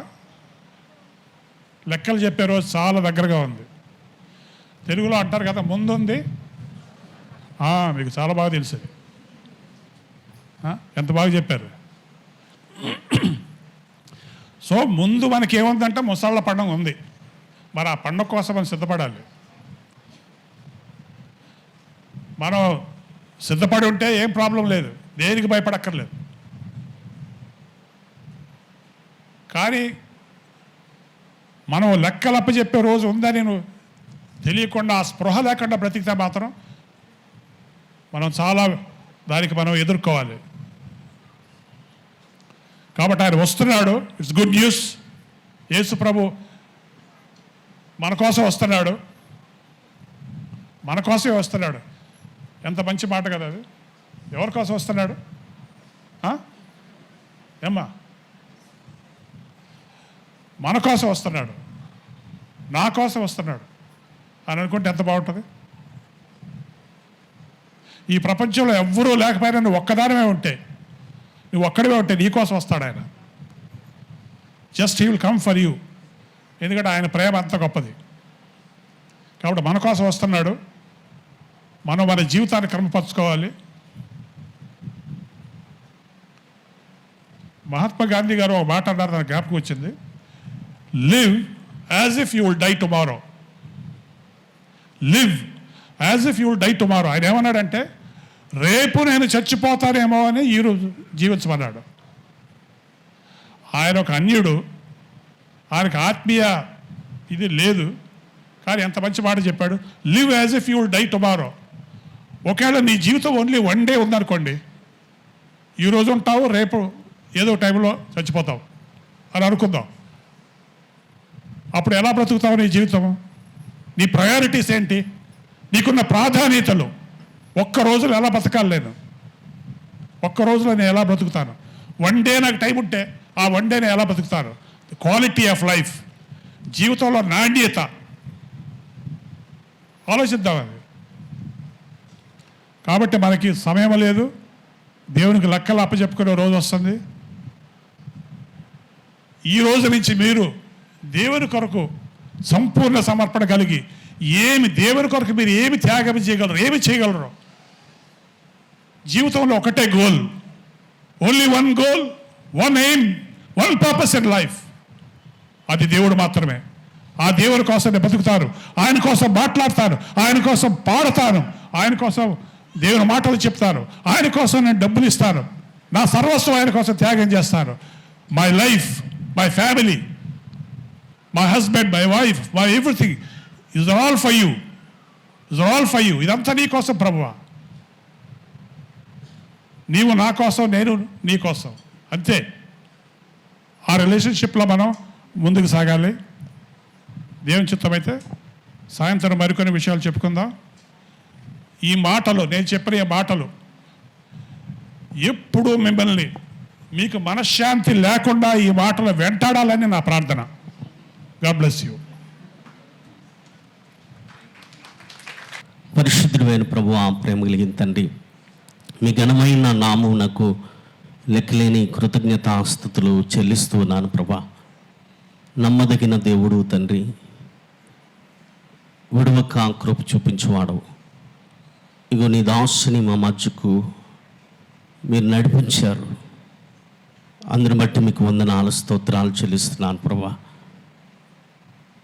మీరు త్వరగా రాబోతున్నారు ప్రభా.